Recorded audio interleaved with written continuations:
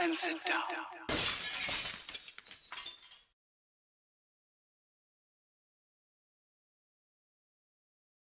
Mouse, because my Stream Deck's still playing. Rightio, folks. Yes, it's that time of the day again.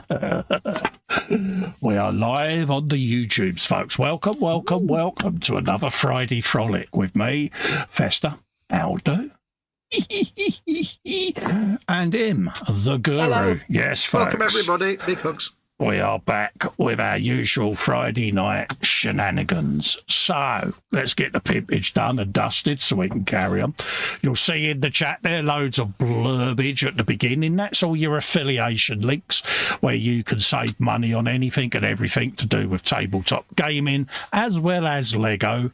There's also a Scalemates link in there if you want to see me stash or add your stash to your thing and become a mate. It's all in there. And yeah, it's just a little community thing.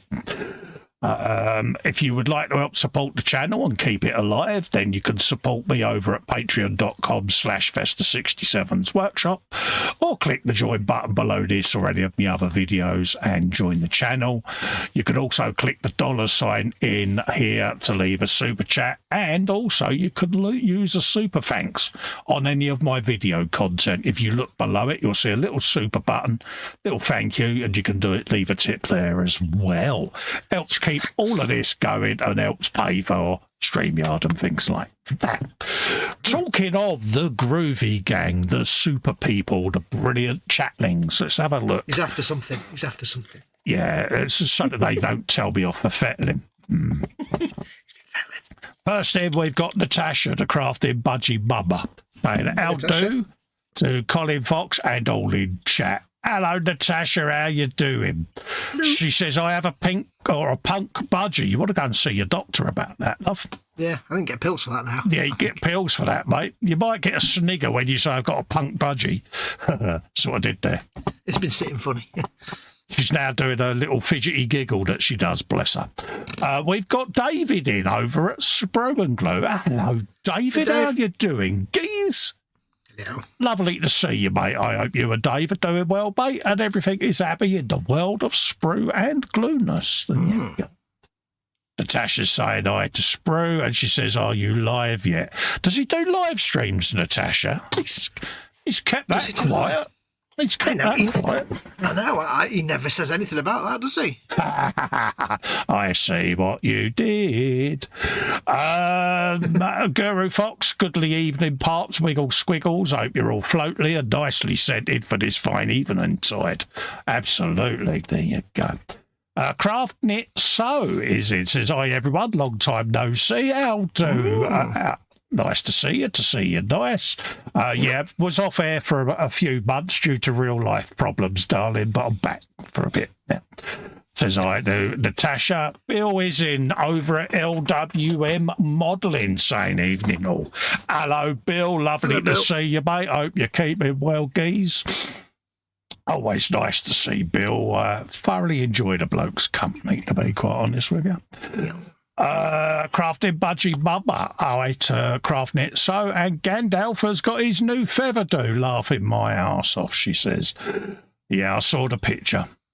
AJ is in, says evening all. Hope everyone is well. Hello, AJ. Hello. Lovely to see you nice and all of that. Wolf Richie is in, says hi all. Hi, Wolf. How are you, buddy? Hello, Wolf. James is in. It's your fault, Chapman. Yeah, you is in, says evening morning, Colin Fox and all in chat, Festa and Fox hugs, how.to, James, love to you, Shania and the lovely Alicia. If you look on his birth certificate, his middle name is listed as James. I didn't do now, no nothing, neither it wasn't me, what? Craft Knit So says hi to Festa and hi to Fox. Hello there. Hello. Athol is in. Athol McNichols says, good morning, Colin and Foxy, mate. Just popped in to give you a big thumbs up before bedtime. Hello, mate. Lovely to see you still about, mate. Good to see you, mate. And hope you and all your friends and that are keeping well, mate, because, yes, it was nice to see you about. The Bobbins is in, he says. Bobbins. Hello, chaps. Hello, Bobbins. Do you think Bobbins is sat there with his smoking jacket on, looking all dapper? You do, A little don't you? cigarette in a long plastic filter, like He is. He's in the library with the real fire behind him, crackling away with a first edition copy, and he's like, "How do you do?" And don't forget an enormous glass of brandy. Oh yeah, it's got to be a glass of brandy. Happy days, mate. Natasha says, "Oh, good, thanks. Just sat on my new bench, carrying on with me Notre Dame du Paris." Simple. Got all French there, didn't I? The Paris. Yeah, it was like a native. The beautiful Sarah Jane is in. Says, "Lovely to see you, Colin. Hugs. Going back to sleep, so have a good night. See you later, my darling. Hope you're keeping well, Sarah Jane. Always nice to see you." Drive by. James is saying it's not his fault, it's the princess's, as he's the one with the pink tutu. No. And Lord PJ of Lewisland is in. He says, "Good morning, Colin, Fox, and everyone in chat." Now, I reckon PJ's definitely got a smoking jacket.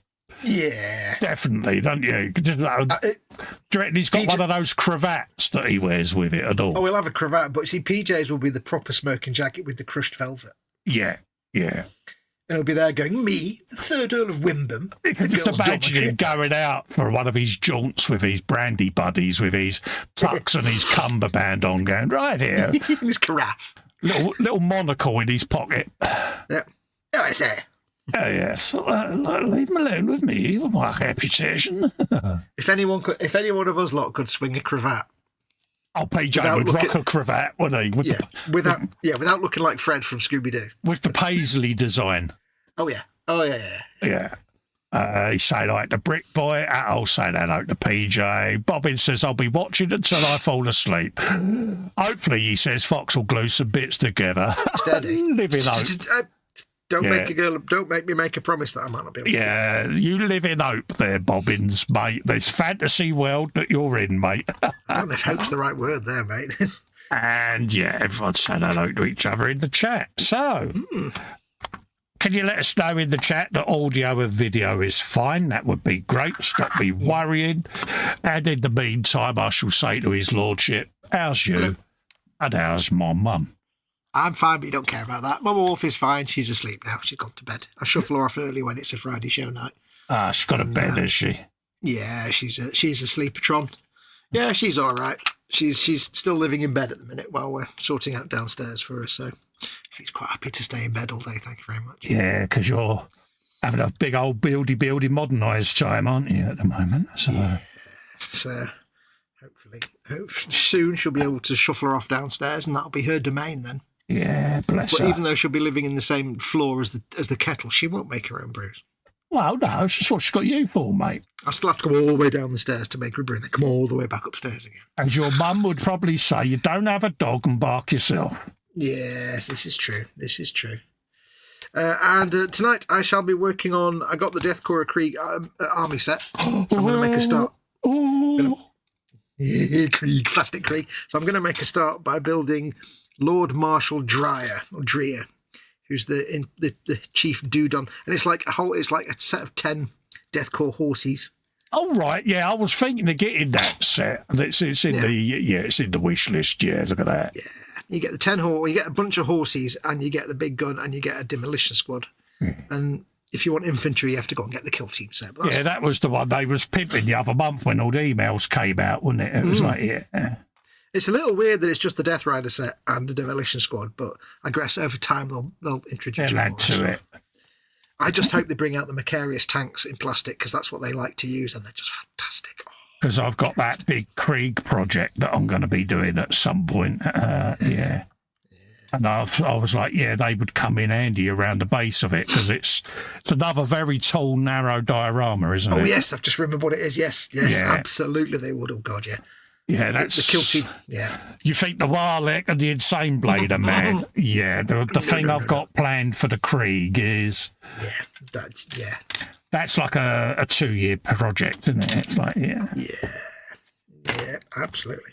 Death Horse of Krieg, says Bobbins. You've got your big ghost thing to do, and I'm going to have my big Krieg project, and it's like, yeah. Oh, yeah. Oh, yeah. I was sat here off air telling him about this plan. I said, yeah, I've got a plan. for something, Craig, and I started reeling it off, and he's like, "You're quite mad, aren't you?" Yeah, but I'm also just sitting there with a great big like model making stiffy because it's just a brilliant idea. Yeah. I'm like, this is genius. So it's like, yeah, it is. I'll once I've done all of the thumbnails and stuff, I'll do an announce on it, I think, or do I wait until it's finished? But yeah, I think people might want to be on the journey for that one. Yeah. You have to just make that choice. I think some sort of announce might be interesting because then I'll get the juices flowing. Yeah. But when you've got a few episodes under your belt, then you can tip them out once a week or something, or whatever you want. Yeah, exactly. But my brain got rattling whilst I was laid up, and once we started hanging out again and chatting, he's like, "What you been doing to keep your mind occupied?" And I said, "I've had this idea." Yeah. And he's like, "Oh, what idea is that?" And I went, "Bear with me, it's a bit strange, but..." And I just threw it up, and I'm like, "You still there?" He's like, "I've got a bit moist." Yeah. Yeah, because it's not a strange idea. It's an idea that I've had before in the past in various forms. And it's just like, it's such a great genius idea. It has to be done. Yeah. Yeah, there was a little bit of trouser tech going on. I was like, yeah, it's a little bit strange. yeah. But it's different. But yeah, I must, I keep saying it, I must get down there and drop the YWOBB down and start me rust effect on it. See, the worst thing Festa can do when he's got nothing else to do is think. Yeah. But then what makes it worse, the worst thing he can do after he's had nothing to do and thinked is come and tell me, because I'll just dig him in deeper and he'll never get out of whatever dumbass idea he's just come up with. Well, I sound him out. In this case. Yeah. And I said, "I've got this idea, I'll sound you out and see what you think. If you don't think it's viable, then I won't bother." And he was like, "Why would you think that idea wasn't viable?" I said, "Well, I don't know." I said, "My brain works in strange ways at times." I do find it quite endearing that you think the crazy ideas you come up with are ever going to be turned down by me, because I'll equally be like, "Oh, it's brilliant." Yeah, but it's one of them. You like to sound out as to whether it's got wings, so to speak, or legs, you know, because you think, my idea, I might think it's okay, but others might go, "Yeah, it's a bit boring." I think the golden rule is if it's big and dumb, it's definitely a good idea. Yeah. That's probably a good golden rule to follow. Absolutely. Is it big? Yes. Is it dumb? Yes, then it's a great idea. Yeah, it's just under 3 foot tall, isn't it? So, yeah. Just about it. Definitely big and dumb. Super dumb. It's the dumbest thing ever, and I love it. I have many sanding things, and I don't know which one I want. You never know. It could end up in the window of a certain shop. Oh, it could. What, that specialist gentleman shop in Amsterdam again? Yeah. Aren't we sick of all your display pieces by now? Saves me having to look after it, doesn't it? It's like, Festa, we love you, but we're a brothel. We don't need... Yeah, I know, but it brings you clients. Okay. I don't know where I'm going with that. I need a new blade. Everybody panic. Oh, dear. This is where I also knock the camera. I'll just move my 300 painting handles out of the way so I can get to my blades. I'll just put me drill down for a sec, because if there's stabby potential, I want to see this live, mate. Yeah, you want to see that. Oh! Noise. Yeah, I do. As it happens. I need me special manly pliers. Oh. Oh. I just use my folded scalpel. Yeah, I've got a really gammy knee at the minute for some reason. Oh, you wibbly old tart, you. Yeah, don't know why. Just because I'm old. Yeah. Oldness has ensued. And for those that are interested, whilst he's doing that, I am doing that wonderful job of drilling out the rear brake disc on the Marc Marquez Honda. RC 213V. What building? Drop the instructions, Cole, because you are Captain Switchy, because it really makes you feel great. They can stay down there until my missus comes in and picks them up later. There you go. Don't need them. Excuse me. So, yeah, that's what I'm up to. And I thoroughly enjoy sitting here drilling things like this out because I'm sad and I need to get a life. It's quite therapeutic drilling out little tiny holes in things, is because the moment you learn you can actually do that with models, you can, hang on, I can drill little holes. Yeah, they give you it with the flat moulded holes in. Let's try and get a thing there. So, like I say, when you drill about, it just makes it look a bit more real, doesn't it? So that's what I'm doing. It's like when I first learned that I could drill little holes when I did my U-boat 7 or 8 years ago. And I'm like, wait, I mean, I can drill little holes with a handheld drill. Yeah. James says, hey, Tasha, have you been teaching Gandalf how to rock the punk look? It's easier she does it than me, mate. James says audio and video is perfect. PJ and everyone is saying hello to Athol. Bobbin says sound and pictures are good, as does Atoll. Thank you very much. The Bobbins says, Krieg. He then goes, Death Horse of Krieg. Die Horsen of the Death and Krieg and Gefahr. I always welcome him, Craft So. Craft So, are you Sophie by any chance? I'm just curious. I think they are. But yeah, it would have been nice to see Danny Pedrosa win a world championship. Danny Pedrosa is one of them riders I thought was so underrated, but he's doing a wonderful job over at KTM as their test rider, and he was my wife's favourite rider. Oh. She liked her little Danny because he was the same height as Helen, basically. Bill says, I sat for 2 hours today drilling portholes in a 1/400th scale Titanic. Gallery photos, Bill, come on. We need to see all the drillage, mate. And it's nice to see you back, mate. We have missed your dulcet tones, mate. Do you remember some of the words that we learned when Ted was drilling out all the portholes on his Titanic? Yeah, we was in an hangout one night with a slightly inebriated Ted, and after the 4th time of drilling into his finger, he said grown-up words, and everyone stopped because it was like a 5-minute tirade of bleepness, and it was like, Ted's just done a load of swears. I know, it was amazing. And then he belched as his gin took effect, and he went, why have you all gone so quiet? And we're like, we're watching the master at work. It was the world's best wibble, Ted. Why wouldn't we be quiet? Yeah. It's like, if a person swears, that's swearing. But when the vicar swears, it's epic. So you know what I mean? It's that kind of scenario.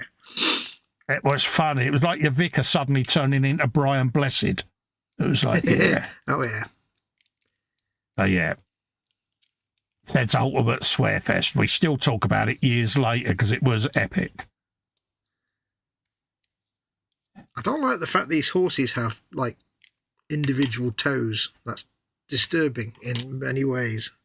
Oh, really? Oh, they've got like 5 toes with claws on. It's like, that's not how horses work. But no, these are special creek horses. Yeah. Yeah. And they're all like, nee, when they're running. It's like, it's kind of slightly disturbing. Yeah, that's a bit, yeah. It's like Ugly Sonic the Hedgehog when he had his human eyes and teeth. It was like, I don't want to look at that. Oh, that was creepy, wasn't it? It's so bad. That was so sinister. Yeah, I wonder if it was actually they did that deliberately just to get people talking about the movie. I wouldn't be surprised. Oh, it was a great advertising hook then, wasn't it? Let's be honest. Yeah. I mean, it was in the news all the time, wasn't it? It was, yeah. I love the fact that they actually rolled with it as well, and later on, Ugly Sonic actually appeared in various. I think he appeared in a movie of some sort, like one of those, like, what was it? The movie where it's all the video game characters, but it was actually Ugly Sonic was in it. It's like so good. I think he even had his own Facebook page at one point, didn't he? Ugly Sonic. It was either pure genius or yeah. I mean, it's just you look at it, you think, who actually looked at that and thought this is a very good idea? I mean, PJ was in that industry, graphic design. What would your take be on that, PJ? Do you reckon that was a classic, deliberate ploy to get advertising interest, or was it a mistake? It's one of them, isn't it? I suspect it was a genuine mistake. Yeah, but normally with that sort of thing, things get proofed, don't they? I would have thought. Yeah, you think there'd be enough people to say, "Well, this is an abomination. Please don't make this the final thing."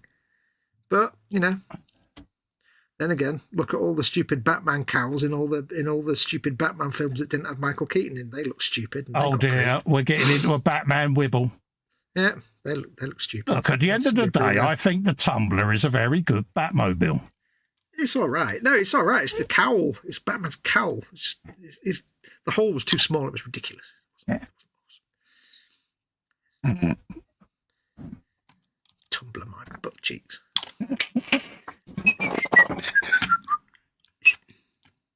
Yeah, I still think Christian Bale was the best Batman ever. No. I know. So, I saw a video the other day where this reporter was there, and she was in the Warner Brothers Museum of something or other. Museum of Warner Brothers video games. And they had like 3 Batmobiles there, because it was like where all the props go. It was the prop warehouse. And they were like, there was like the 1989 Batmobile. Right. And it was the spare one that they used. Yeah. They had the torpedo version where all the sides came off and it just went into the long tube. They had that. And then they had the crappy whoever that actor is, the later Batman movie with George Clooney or whatever, that stupid glowy one. Heath Ledger, you mean? Yeah. No, the George Clooney crap in the 90s, the glowy Batmobile with when they had Jim Carrey as the Riddler. And right, yeah. Yeah, that rubbish one. And they had that about, and she said, "Can I sit in the Batmobile?" And what did they do? They put her in the crappy George Clooney one. It's like, oh God, no, put her in the let's sit in the decent Batmobile. Yeah. Whilst I get the opportunity, Sophie, Craft Knit Soap, are you still doing bench belly drink? If so, bench, I'm knitting a hat, belly, homemade dark chocolate, muffins, dark taxi. Yeah, I was just waiting for an opportunity to get a word in before I did bench, belly, beverage, biscuit, bacteria and all of that lot. So yeah, the belly and bench is still a thing. So what you're doing, what you're building, what you're eating, and all of that. PJ says belly, nothing. Not been feeling too good. I'm sorry to hear that, Peach. I get well soon, Peach, yeah. Eat some dry toast. Not decided what to do next. The beverage is lemonade. You got any MFH in the stash there, Peach? Come on, let's all decide a build for PJ. Tell you what we could do. We could send you a Bluey car. Yeah, I've actually got a spare Bluey car. I've not even opened it. Twitch alert, just saying. Because I did buy a backup kit, a backup Bluey car, just in case of shenanigans. Yeah. And I've been building a base. But how low can you go? Yeah, I've been building a base for the Bluey car. He's twitched again. He's like, damn you mentioning that. I'm just getting up to see whether I've got an MFH kit, and I'm twitching again. All you can hear is from the corner of his eye. He's there going, damn you, Cluzo. I know what you're saying. But sorry to hear you're not feeling too well, mate. Yeah. Bobbin says, in the grim, dark future of the 41st millennium, even horses have opposable thumbs. See what it did there. And Craft Knit So says, yes, I am, Sophie. Brilliant. Because I like to put the name to the channel so that I can remember. Yeah, it's nice. Oh yeah, welcome back, Sophie. It has been a while, and yeah. I'm terrible. I can never connect like handles to names. I'm rubbish at that. Yeah. So if I know somebody by their YouTube name and then they say it's Dave, and I'm like, who? What? Yeah. So yeah. I never remember. Yeah, I'm just drilling out the holes in the wheels as well, because why not? Why not do these things? Mm-hmm. PJ says, just finished the MFH kit, the 112 Lotus 70. So that's right, yes. Go for it. Painting is in, saying hello, mate. How you doing? Hello. Lovely to see you. Lovely. Don't know what that was. It was quite good, actually. It was all northern and Blackpoolish. Yeah, a bit great. Smashing. Super. Up in these right, lad. Yeah. Or a bit of Fred. Do you like that? Do you like that? Now then, you see. Yeah, right. Deathcore Krieg, you see, Industrial Revolution. Yeah. They all had longboats and, like, on the canal. PJ says, Batman and Robin, the worst Batman movie ever. Byelies Clooney, the worst Batman ever. There you go. Yeah, agreed. Who's your favourite Batman? Here you go. Here's a B for you. Who's the best Batman? There you go. Come on.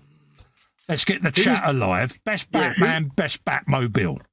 Yeah, who is the best Batman and why exactly is it Michael Keaton? Shut up. You're so biased. Answers on a postcard.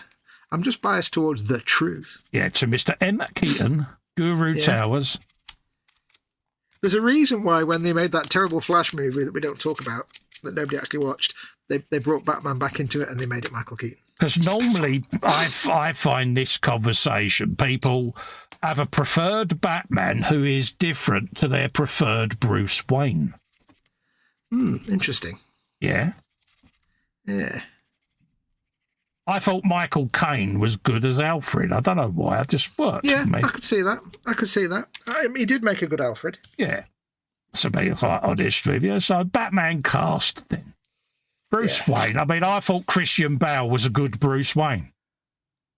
I don't think I liked any of them as Bruce Wayne. Really. Yeah. I don't think any of them really carried Bruce Wayne off. Then again, you don't really do Bruce Wayne because Bruce Wayne's kind of an empty canvas, isn't he? So what to do? So I didn't really get impressed by any of them. PJ would be a great Bruce Wayne. I mean, you have to give points to Keaton's Batman, at least in the first movie, for having all the reporters in fedoras and trench coats, proper 1940s style. I don't have to give any points to Keaton's Bruce Wayne.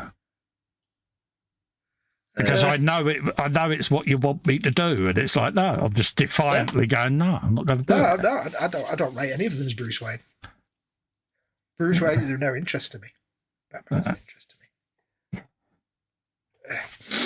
All right, sniffles again today. Oh, that's because we're live.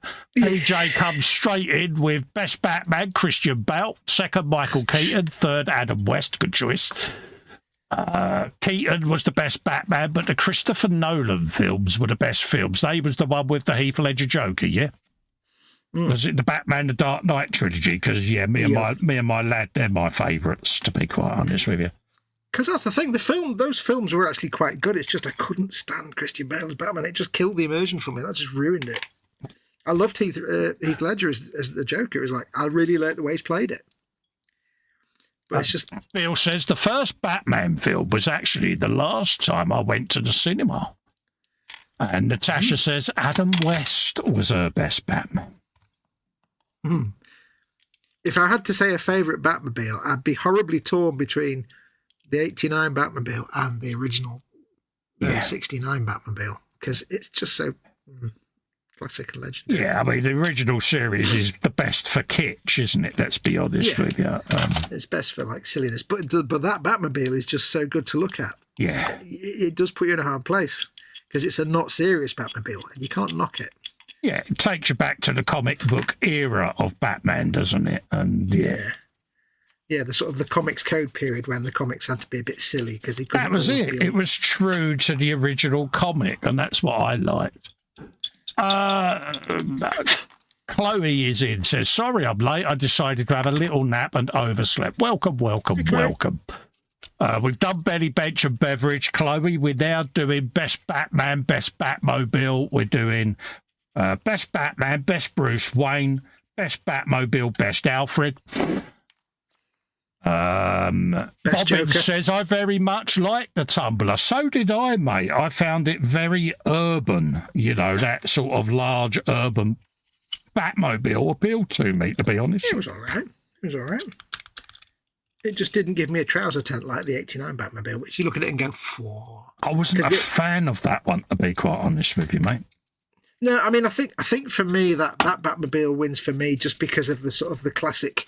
It's got that classic 1930s kind of styling to it, that long, sleek. A bit Art Deco, isn't it? Yeah, that's what I was looking for. Art Deco, that's what I was looking for. It's got that Art Deco, which fits with the whole set and everything. It's like, a bit of Art Deco film noir type thing, isn't it? Gothic-y, but I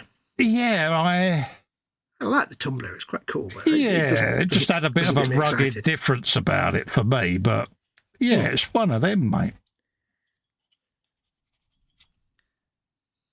Yeah. I've got to sand my horse's crack.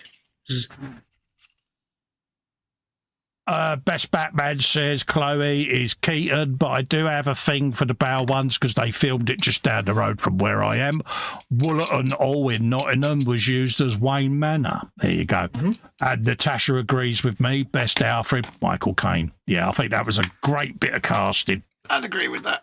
I think he just nailed it for me. Oh, babe, it's right. Alfred. Not a lot of people know that. And don't throw them spears at me.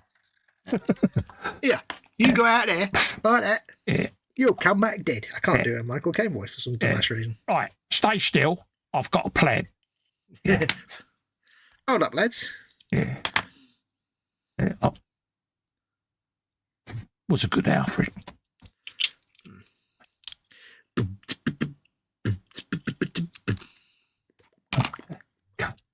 Have you some of that?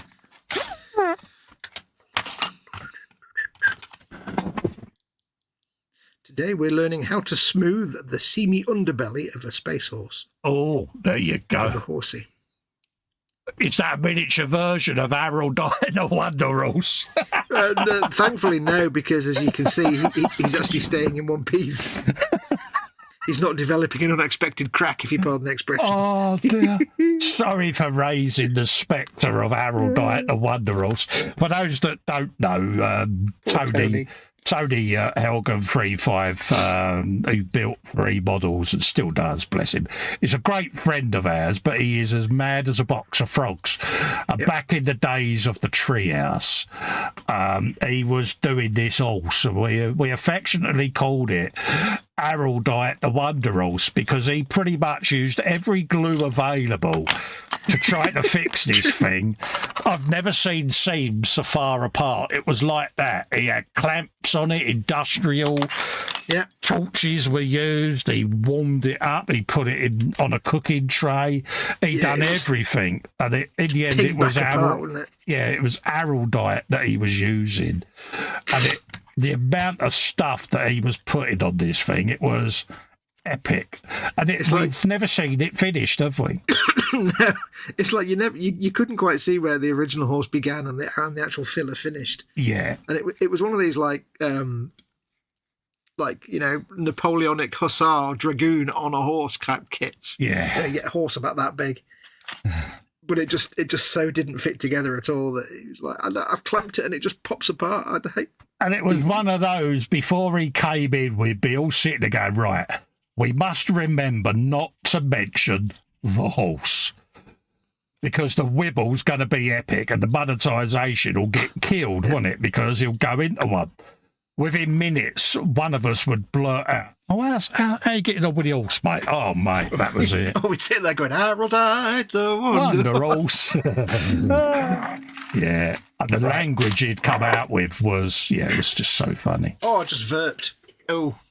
It was like hearing Ted swear because at the time, Tony was very prolific on the E-Models channel as well-spoken man, wasn't he, type thing, you know? And he would go into this charade and hate on this horse.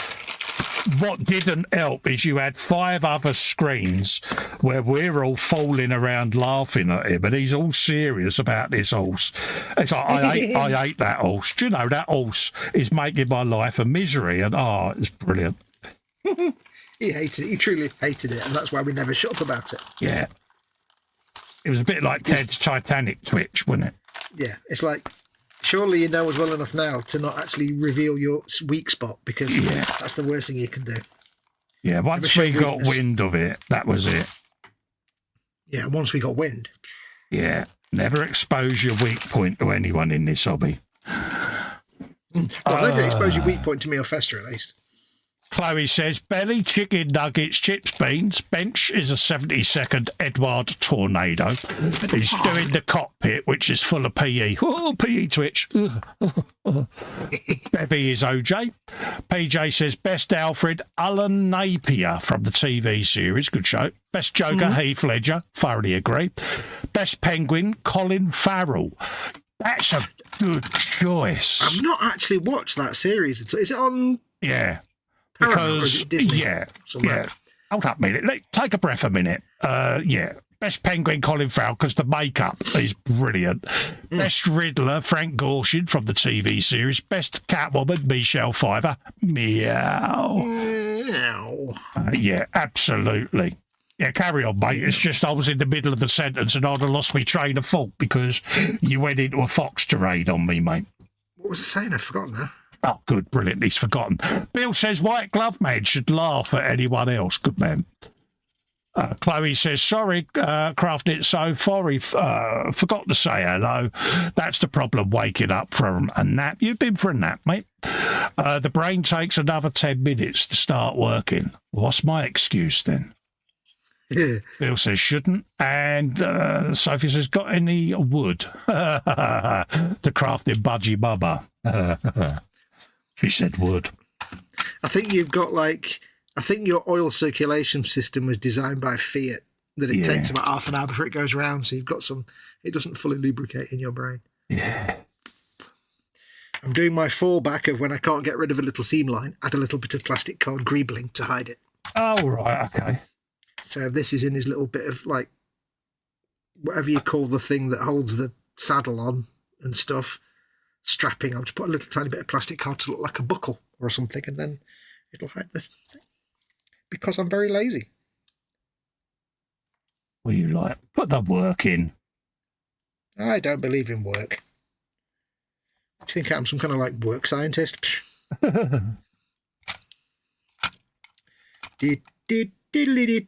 yeah, getting back to Colin Farrell, yeah, absolutely brilliant makeup. It took me a while to realise it was Farrell because I tuned in midway through and I looked at it and I thought, the eyes look familiar, and then I Googled it in the end on the IMDb because that's what I do. And, yeah. Is that The Batman, the TV series? Called yeah. The Batman. Is it on, what's it on Amazon? No, it's, I think it was Sky Atlantic, if I remember rightly. I can't remember why I've not watched it. I kept meaning to watch it, get around to watching it, and I never did, and I can't remember why I didn't. Unless it was on Netflix or something, and I haven't got Netflix. He doesn't listen to me, does he? No, I know. I haven't got Sky, but it must have been on something else that I didn't have, as well as that, maybe. Yeah.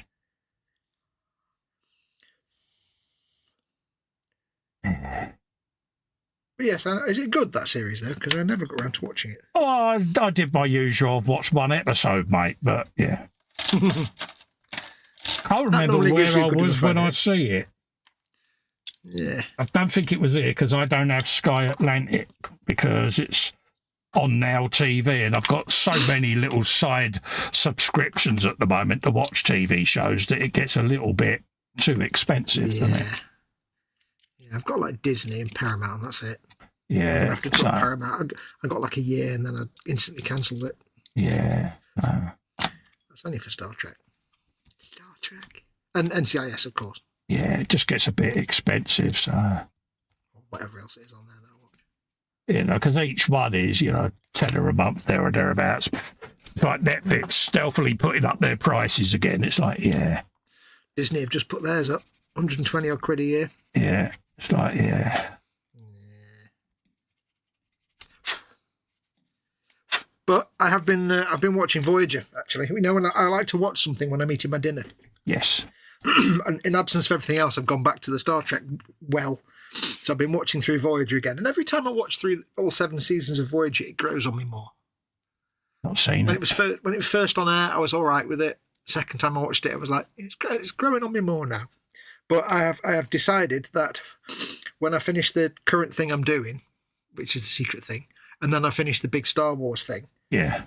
And then after the big Star Wars thing, there's another Star Wars thing I'm going to do, which I haven't mentioned yet. Then what I'm going to do is I'm going to do some Star Trek. I've got a runabout under the bench here that I need to build and paint. And I'm going to get, because I watched a video on it the other day, and I'm going to get the Polar Lights 1000 Voyager. Yeah. Not light it up or anything, but purely because... The one I was doing. Are you doing the Polar Lights? Well, I thought you were doing the Revell, weren't you? Well, it's Starship Voyager as far as I know, mate. Yeah, well, this was like a click together. I got all the detail upset for it, and yeah. Yeah, it's just a basic one, but it was like, it doesn't look anywhere... not the Voyager, what am I talking about? I mean the Mackie Raider, not the Voyager. Mackie Raider, that's the one I'm going to do. I was thinking about Voyager. No, the Mackie Raider is the one I'm going to do. I was thinking about Kira. You were always thinking about Kira. Nothing new there, mate. But I did watch this thing about this Polar Lights Voyager kit, and it's like, wait, they've managed to not have any of the crappy seam lines that are in the Revell kit by just carefully designing it. So if I ever do a Voyager, it'll be that one, not the Revell. It's smaller, but it's less rubbish. Full electronics array for that. I just never got round to finishing it. It's on the shelf of doom at the moment, bless it.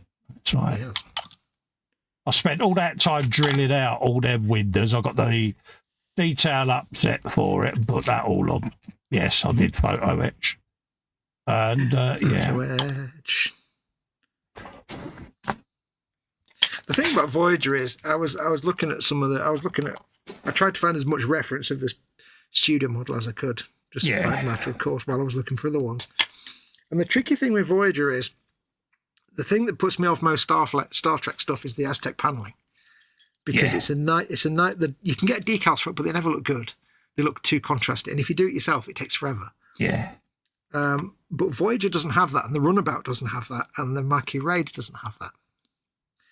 And it's like, but if you look at the shots of the studio model for Voyager, it's really difficult to see what actual patterning they've done. Yeah. Because it's not just duck egg blue, which is the standard kind of like Starfleet colour.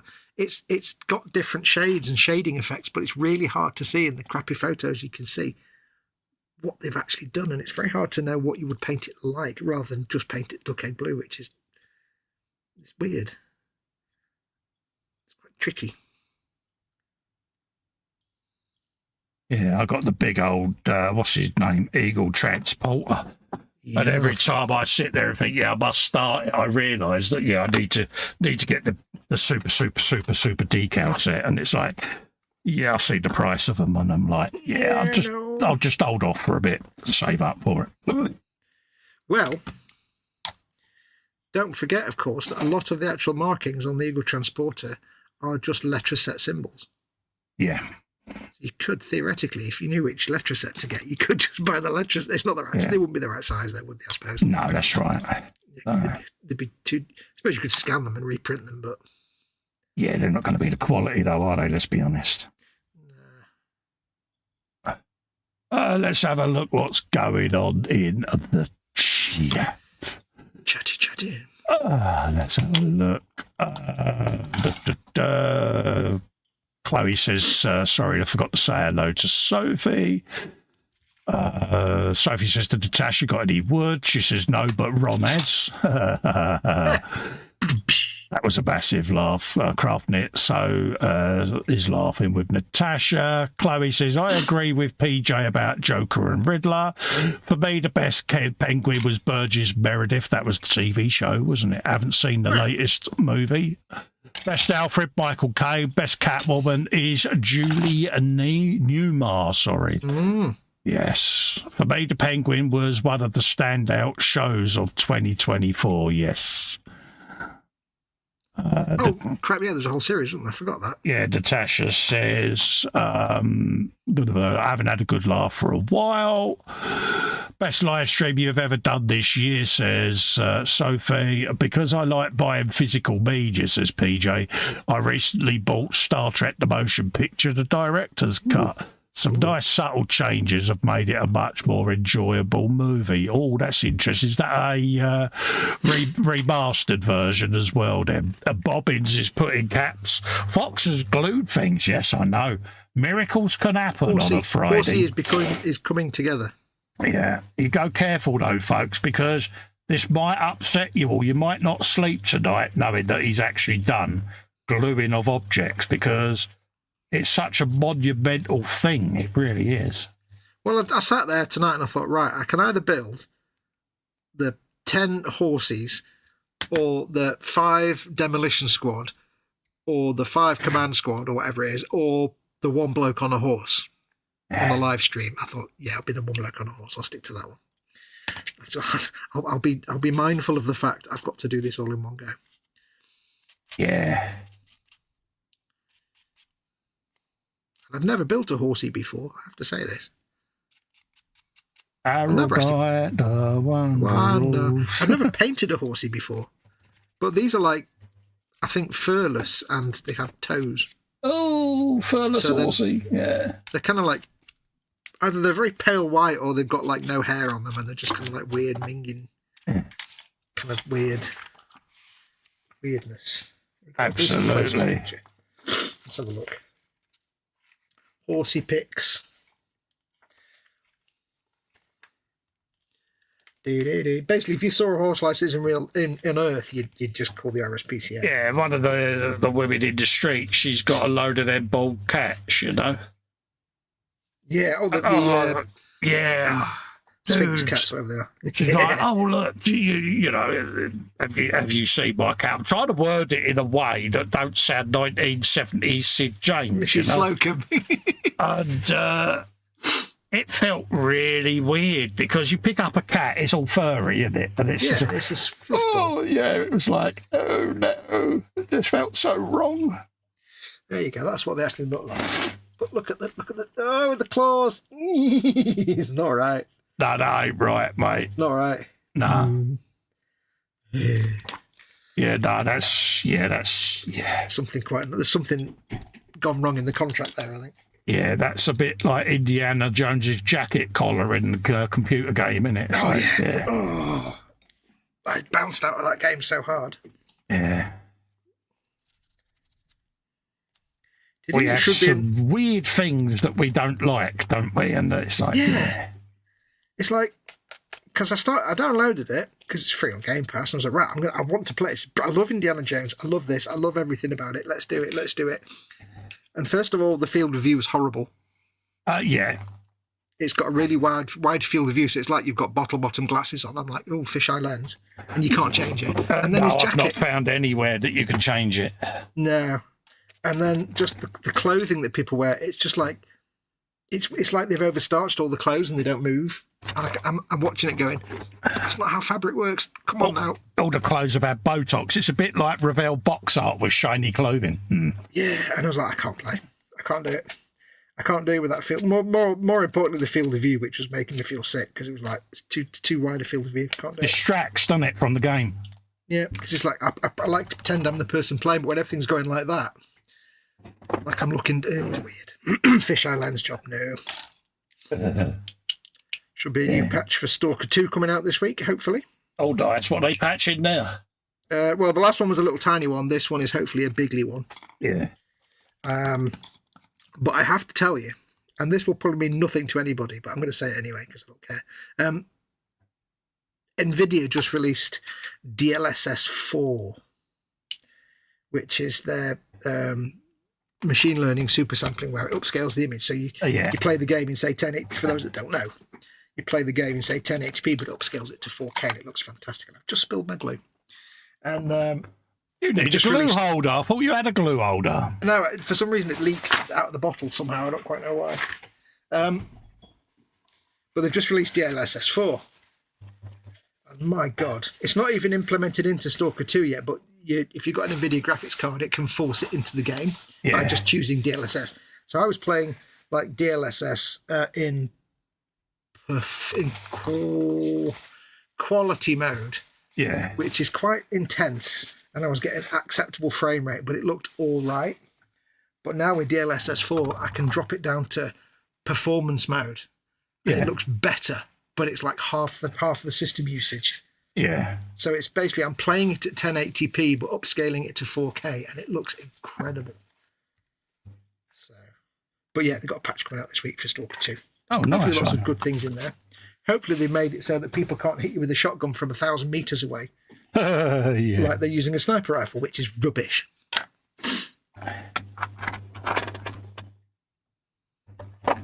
Right, that glue went everywhere, thank you. Oh, it's all going wrong. It's all going wrong, is it? Well, luckily I didn't wipe the pool of glue off my cutting mat, so I've still got lines on my mat. That's the thing, if you spill glue on your cutting mat, don't wipe it, just leave it. We've all done that. Absolutely. Are you getting on there with your bicyclette? All right, mate. I'm just scraping seams, mate. I like to listen to you doing the little squeaky sounds. It's quite pleasant. I like little I cinema. can spend ages on this sort of thing. This is where doing the buildy at the moment on live. Yeah, because I don't bother filming this sort of stuff now because Yeah. people know what they're doing in the hobby. They don't need to sit there and watch me sort of scraping a seam on a video recording, so I can just sit and do it on the live. So why not? Yeah, we don't need to teach them how to build things anymore, do we really? Not really, no. Don't get me wrong, every now and then I get requests, you know, could you do a step-by-step bike build again, you know, so... Oh, yeah. I get that, you know, and I like to try to cater for the majority of people. It's what we do at the end of the day. Yeah. But and we'll always show, like, complicated fiddly bits that you might have to explain something. I'll show you this bit because... Yeah, if a kit's got a particularly nasty part, you sit there and you think, yeah, I'll just go into detail on that bit. I need to let them know about this. And yeah, so there you go. That's that done. Deep, deep, deep, deep, deep, deep, deep. That's another one. Get you some of that. Did you know? Did I know what? The Voyager filming model was auctioned off in, I think, 2005 at Christie's. Right. Bought by a gentleman in Leicestershire. Oh, right. Who, sadly, recently, I think 2 or 3 years ago, died, so I don't know what happened to it since then. Oh. And that, I saw an amazing photograph the other day, yesterday. There was the Star Trek experience, I think, in Las Vegas, wasn't there?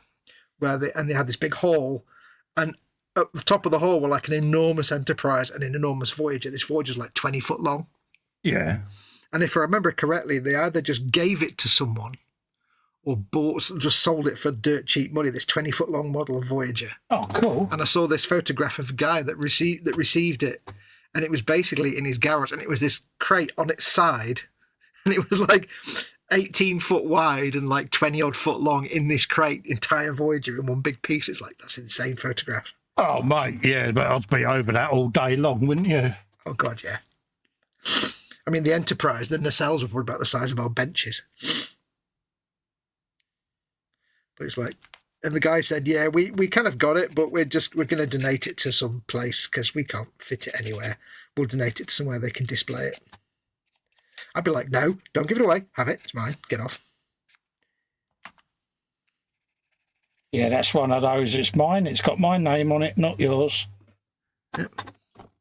Not DLS4. Wow, no idea, says PJ. Yeah, nah. DLSS4. I do like me tech stuff. It's amazing what they can do now. Oh, bloody hell, yeah. I mean, DLSS4, with that 4060 I sent you, DLSS4, now you'll get some fantastic looking games. Yeah. It's like, up until now, you could get some games in 4K on that, using that graphics card, but you'd have to compromise on quality. Not anymore. Now you can have them at 4K and all the bells and whistles.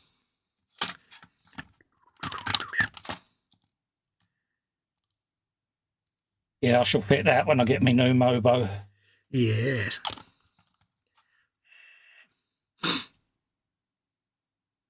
No point in doing it at the moment. No. I was playing a bit of Metro 2033 as well, because I can use the DLSS4 in that as well. And it's like, I can now run it at full 4K with all the ray tracing set to maximum, all the bells and whistles maximum, and I can drop the DLSS quality down a bit, and it still looks incredible. NVIDIA, you are geniuses. Please have all my babies. Or something. Right, it's time to put on the horsey head. Let's have a look. I've got the burps. Giddy up Fox, says Crafting Budgie Mummet. Scale Modeling Chaos says, the changes they have made, have they removed everything between the start credits to the final credits for the original the Star Trek movie? For me, that's the only way to improve that film. Yeah. As they rather ungraciously called it at the time, the critics, Star Trek the Motionless Picture. Yeah, they weren't fans of it, were they? No, the pacing was left a little to be desired, I think.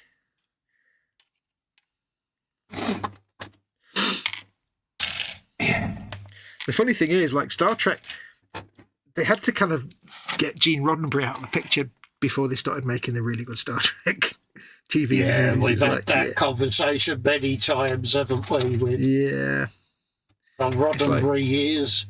Yeah, it's like, why did the Next Generation get better after season 1? Because they kind of booted Roddenberry off the production. Yeah, we weren't massive fans, were we? It's like, oh, look, another week where the aliens are all scantily dressed men and women. Okay, right. Yeah.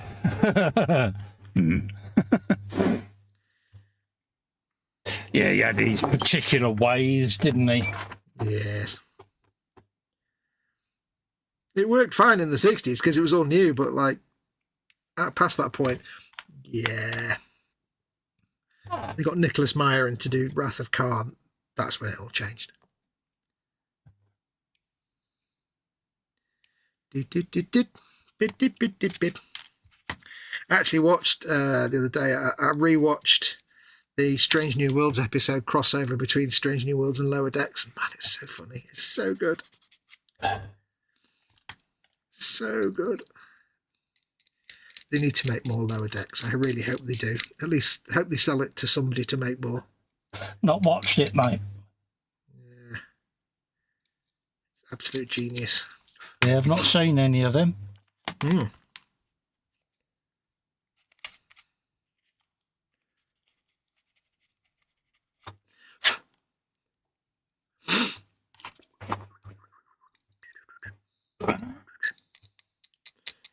There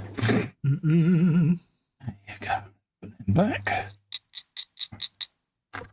But it's typical Paramount. Is this series really good? Yes. Everybody love it? Yes. Is it driving subscriptions? No. Cancel it.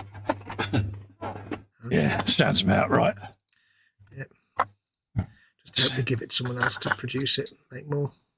Absolutely. Yeah, bald cats or shaved. Yeah, absolutely, Yes. Bill. Yeah. Yeah. I was actually sitting there trying to figure out how exactly to read that one out. Yeah. Yeah, it felt so wrong, Bill. It just didn't, yeah. Yeah. I mean, I'm sure they're nice, loving cats and adorable, but at the same time, Yeah, just, yeah. like having a porcupine with no spikes. Yeah, or horses' hooves with toes. Yeah, claws. You need toes. So wrong. All right. So wrong, mate. But it's made up for the fact that the horse actually wears a gas mask, so. Yeah, there is that. Because, of course, it's a deathcore horse. Of course it wears a gas mask. Don't be silly. Of course it does. Wouldn't it be so cool at the next equestrian event that the horse was running around wearing a gas mask? It'd be like, yeah, that'd be cool. I mean, can you imagine going to an event and like doing your own, the rider and the horse in a deathcore theme? How It's to improve fantastic. the Grand National. Oh, Three courses. yeah. And number 3 in the lead, and oh boy, there's Vengeance for the Emperor in 3rd place, and he appears to be shooting all the competition. Excellent. Look how his claws grip the fence as it jumps over it. And he's just attacked the other riders with a grenade spear. Yeah. There's going to be some crying in the showers tonight, I feel. PJ says next gen got better for me after season 1 because they got rid of Denise Crosby. Terrible actor, terrible crasher. Tasha Yar, wasn't it? Denise Crosby? Yeah, totally agree. I looked back the other day because Escape from Farpoint appeared. And I was like, God, it was so wooden. It really was. Because they hadn't established anything at that point. It's like, oh, like when Data keeps saying inquiry all the time. It's like, oh. Yeah. Yeah. I quite like Tashiya's character, but I agree Denise Crosby was not. She was a bit stiff as the old acting chops, wasn't she? Yeah, it's a little bit wooden, mate. But, you know. Yeah. How does this go on? This goes on like that. Okay. Yeah, not the most inspiring choice, was it? Nah, let's be honest. Where is it? Is it that one? I mean, you know, it's it's a bad thing. You know, it's a bad thing when it's a Star Trek series which they never kill off, or very rarely kill off main characters, and yet to kill off your character in the first season, you know, you've not done a good job. Yeah, you have to take some responsibility for that. Absolutely.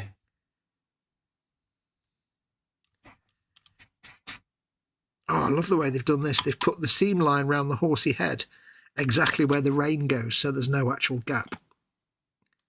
Oh, nice. That's a good idea. It's just the edge of the rain. Oh, it's so good. Do you mean to say you've got nowhere to sneak easy line in? No, that ain't fair. No, I can't think of anywhere on this that I'd be putting easy line, sadly. Damn it, you don't get to do your favourite bodge. I know. I'm sure I could think of something, but... I mean, you do get a remote controlled demolition vehicle. I could always put a wire between that and the guy controlling it, but that would make it not remote controlled. Yeah, that's the whole thing of remote control, mate. You don't have wires, but... Yeah. Oh, I didn't put the thing on the horsey head. Let me do that now. A4. The horsey has a hat. As well as a gas mask, it has a hat. A horsey hat. I'm going to forever call these horsies because it's funny. And because, of course, I am. Just going to mute for 5, mate. Okie dokie. What's chat doing? Oh, you've done that one. Yeah, season one, it was clunky anyway, by default. But I think what made it worse was that it was that classic Gene Roddenberry, slightly fantastical nonsense. Like, you know, oh, look, we're in this planet where everybody's really scantily dressed and, oh, I stood on some flowers and now we're all going to die. Or that thing with the stupid game with the terrible episode. I mean, there was a couple of good ones in there. But yeah, the good stuff started coming around season 2 and 3. And once they got rid of the one-piece suits, then it started getting really good. Why can't I find this horsey hat? I want A4. Come on, there's only like 2 tiny spruce, Fox. It can't be that. Oh, there you go.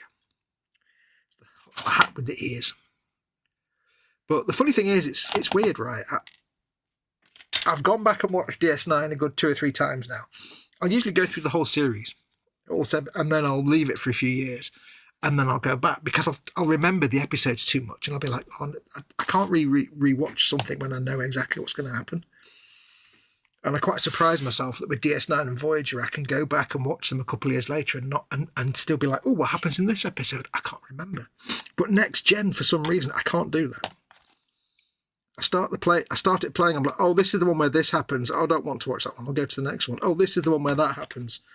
Oh, this is the one with nanites. Oh, this is the, Captain Picard Day one. Oh, this is the one with for some reason, I can't do that with Next Gen. I struggle to go back and watch it because I can't forget the episodes. I don't know why. It just seems to be Next Gen.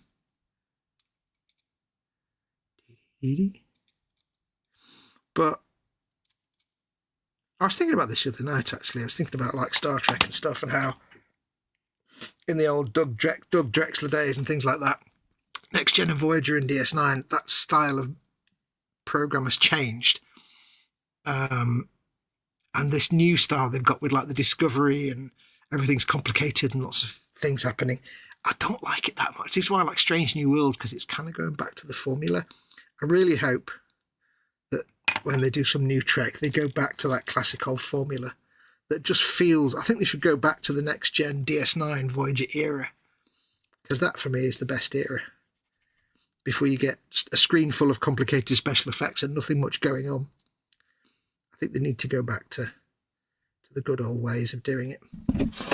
And we're back. Yeah. And we're back. I've put my horsey hat on. There we go. PJ in the chat has said what I was agreeing with. He's just had a weird thought. Def Krieg doing horse dressage at the Olympics. I'd watch that. So would I, mate. What, on his little pinky toes? And Chloe says, if the horse is a stallion, you could always hang some easy line underneath it, Horsewidge. I don't know. I mean, it's got a little bit of a thing, but only on one side. I don't know if you can see it on camera. Let's have a look. It's got like a little bit of a lump, but only on one side. So. Yeah, I think that you more than capably be able to sculpt a squig-off style wedge on your horsiekins. Yeah, unless they're special weird alien horses and they've got like a cloaca or something, in which case it gets really weird. As long as it ain't got a claw on it, mate, you'll be all right. Yeah, I'm just very glad that I got to say cloaca on your live stream. I'm impressed, mate. Get your phone where you can. A22 and A6. It's all horsey stuff tonight. When you were younger and a kid, did you ever know one of those girls that was into ponies and horses and stuff? Yeah. Yeah, girl up the road used to be a pony girl, you know what I mean? Yeah. Well, I suppose that's got a different meaning these days, isn't it? Yeah. Yeah, we'll get over a certain age, that means something completely different. Yeah. Yeah, just like to clarify, she can go around dressed as a pony. But yeah. Yeah. But yeah. We had some of them at school. It was all ponies. I never quite got that. It's like, why is it with girls and ponies, man? Yeah, used to obviously go out of town for the keeping of the horse because a bit difficult in London, so to speak, at the time. Yep. I mean, we were never of the social standing and income to do things like horses. We were lower middle class, I'm afraid. We were far too common for that stuff. I got bit by one. I got looked at by a horse. Yeah, it was one of these school trips where you go out of London to a farm, you know, and feed the horse. So I goes over with a big handful of hay, and I've got it against or in my hands and against me to stop me dropping it. Yeah. And the horse obviously was gnawing away at the hay and bit me right across the belly. You know what I mean? It was only going for the hay, but I can remember at the time getting chomped by this horse. It was like he smarted a tad, but I was happy. Yeah, I remember my friend Mike, my childhood friend. And we always like to say we've known each other before we were born, basically. Yeah, our mums knew each other. His sisters were into horses, and they had horses at a farm. And I don't know how, because they had less money than we did, but somehow they had horses. So, and I always knew that they had horses. Yeah. But they were like, I think they had like a pony. One of them had a pony, and one of them had a full-on horse, like 100% massive horse. Yeah. This big black stallion called Champion, I think it was called. Yeah. And I never went with him to the farm other than once. And he said, come and look at the horses. I'm like, oh, I've never seen a horse. Go on then. Yeah. You know, city boy here. And he opens this stable, and there's this like just behemoth. Yeah. This thing that's like the size of a house. And I'm like 10. Yeah. I'm the size of a grain of rice. And I'm like instantly emptied my bowels at that point, because all I saw was this enormous black horse. Black Beauty. Oh, Black Beauty. We all watched that as kids. Yeah. Oh, God, yeah. Well, to me as a 10-year-old, this was probably like a nice sort of running around racy horse type. But to me, it was a flipping dray horse. It may as well have been. Yeah. And he said, just walk around the front, give her a stroke. And I'm like, giving him a stroke. And I'm like, there's literally about 3 inches on either side, and I've got to walk behind it. And I'm like, I don't want to go in there. I'm going to die. See, I've now got this really, really disturbing image of you giving an horse a stroke, Fox. Thanks for that. Steady. I know. This is how this live stream works, though. The chat are all thinking the same. I know Chloe is. Chloe will put it in the group chat later. Fox stroked a horse. Well, the funny thing is that from that point on, like whenever I have encountered an horse, like in the rare account thing where I've been to like a community farm and there's a horse there sticking its head out the stable or something. Yeah. And everybody's walking up and going, oh, I'm patting. Or you see somebody on telly and they pat a horse on. And they're beautiful creatures, but I'd look at it and be like, you're going to eat me alive. I don't want to go anywhere near you. They are a very powerful looking thing. I've always wanted to ride an horse, you know. Yeah. But I suppose now the risk of falling off it is extremely high. But it always looks such an imposing creature, a powerful creature, and So I admire anyone that masters riding a horse, be it competitively or cowboys on horses or anything like that. But yeah. I mean, I have no desire to ride one, but I would certainly, it sounds really weird to say, I'd certainly like to be able to befriend a horse. Yeah. Like somebody else has got a horse, and like you get to know someone else's dog. It's like, because that'd be awesome, because they are intelligent creatures. I'll ask PJ, when you're at your country manor, do you go out? Yeah, do you go out with your riding crop and all of that lot with your horsey chums, giving it the ode? No, actually, hang on. No, the riding crop's just weekend, mate. That's when he's near Parliament. Shh. Yeah, because you know, I mean, the Prime Minister pays PJ quite a lot of money to rent Checkers. Yeah. And, you know, it is PJ's house. But, I mean, come on, who do you think buys luncheon vouchers nowadays? Come on. I could imagine PJ being the full-blown squire, you know. Squire Lewis has invited us to the shooting competition at PJ Towers. You basically painted him out to be a dom now, haven't you? Oh, mate, yeah, I could just, he'd fit well into that. That'd be right up his street, wouldn't it? Oh, dear. Yeah. PJ's there going, this handbrake has been applied very swiftly and I'm not happy with it. Yeah, well, if you want to think of PJ like that, that's your preference, mate. You know, you're still me, mate. I do not think of PJ as a handbrake. Yeah. I've got this image of him in a study with the old fire and a big old Sherlock Holmes pipe, you know, right here. I say, Watson. Let's discuss today's turnaround at the dressage. Even got a bony tail. Look at that. Ew. It's not good. Oh, that's not right, is it? Yeah, I think they are basically furless, hairless. Yeah, so you can always chop a bit off the end of that and have it as a bit of a wedge underneath, and then you could put... You're obsessed with animal wedge, aren't you? Yeah, but I flipped over the squig off, didn't I, last week?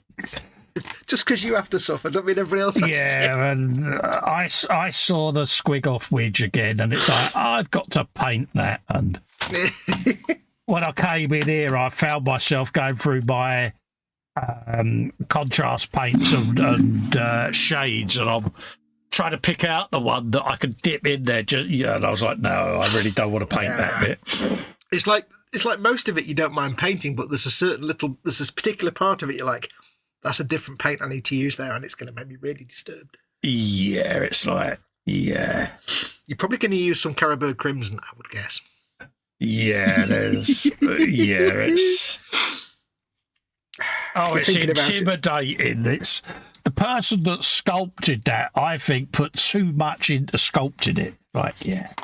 The person that sculpted that had a very strange brief from his boss that morning. Right, today, Bob, what I need you to do... What? Yeah, it's a bit like the bloke that sculpted the Mars bar, isn't it? Yeah, let's put veins on the side. That's the last thing you should do on a confectionery, innit? Let's be honest. It's like, what's my job for today, boss at Forge World? Well, rather than tell you, I'm just going to show you a picture and leave it with you. Yeah, so I'm looking now at the contrasts, and yeah, there's... He's thinking about body parts and colours now, aren't you? Bit of shyish purple. Oh, that's angry wedge. That's the funny thing is like at no point in my entire model making career did I ever think, what colours would I need to colour that particular body part of an animal? Phil East is saying, I rode a horse on activity week at school. Kids who didn't go on school camping week had a load of random activities as well. And he says, good evening. Hello, Phil. How are you, Phil? Mate? Lovely to see you. Mm-hmm. Chloe says, Collie would give the horse a good smack with a whip just so he could see how fast it'd get it to go. I would, mate. But I'm stupid. I'd try and do that thing of standing up on the saddle and giving it the old I'm on top of the world as a tree stump or tree branch knocks me clean off it. Yeah. Look at me, Ma, no hands. I would actually like to ride a horse. Because they are beautiful animals, and I have nothing but love and respect for them. And absolutely, I binge watched Yellowstone on one of the channels, Paramount Plus, I think it was. Oh yeah. There's obviously a lot of horsey stuff in that, and you had Kevin Costner and Cole Hauser, and they're riding through the plains in Yellowstone, you know. Rounding up a field load of herb intrudes to get them in for the winter. And it just looked so pleasant doing the whole cowboy bit in the wilderness thing, you know? And it was like, it must have been a wonderful thing, and it still must be a wonderful thing that man and a creature in the middle of nowhere doing all of that. It must, And it's got an appeal to it. Looks better when other people are doing it, because I'd be useless, mate. I'd break the horse. Oh, yeah. I'd give it the hump or something, you know. I did say to my mate, is it a fun thing to do, riding a horse? He went, in no way at all is it fun to ride a horse. Yeah. He said, imagine the most uncomfortable bicycle ever that doesn't want to work. Motorbike.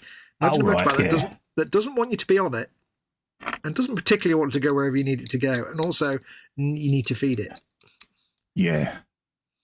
Imagine a motorbike that can get moody. Oh. Bill clarifies this. I like this one. He says, I used to ride at the military stables in Chatham, in brackets, not a Rupert. Well, if you have to say it. If you've been down there, Bill, you have unknowingly associated with Ruperts. Yep. Because either you're mucking out or you're associating with Ruperts. I wouldn't say you're a full-blown Rupert, but you have been in the company of Ruperts. I think that makes him Rupert adjacent, don't you? Rupert compliant, yeah. Yeah, Rupert tested. No, that sounds even worse. It sounds terrible. Rupert tested. Wait, what? I do like the way, though, that he immediately clarified that under no circumstances is he a Rupert. I'm putting the horse's gas mask on now, and it's just so adorable. Yeah, handy a tip for you. Unique breed, Ruperts. Yeah. Handy tip for you, folks. If you're doing, if you've got some Tamiya thick glue, first thing you need to do is find an old empty pot of Tamiya extra thin and replace the lid with that, because the brush that comes with thick Tamiya glue is useless. It's fish, yeah. Yeah, so I've got my Tamiya extra thin brush in my thick glue. It makes a world of difference. Look at that, gas mask tubes. Gas mask tubes on a horsey. It's so cool. Has to be done, doesn't it? Yeah, so cool. See, I'm now thinking that horse would sound like Darth Vader breathing through that. Yeah. Did we both just do an impression of a Krieg horse breathing? We did, didn't we? We just did Darth Vader's horse.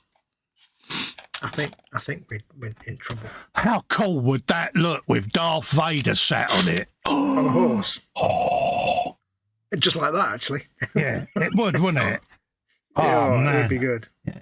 Darth Vader on a horse. Yeah, if you're watching this, Tony, that's an idea for Haroldite, the Wonder Horse, mate. If you ever get the urge to, rebirth Haroldite from its containment. When Tony moved, do you think that he left the box with Haroldite, the Wonder Horse, for the new house occupant?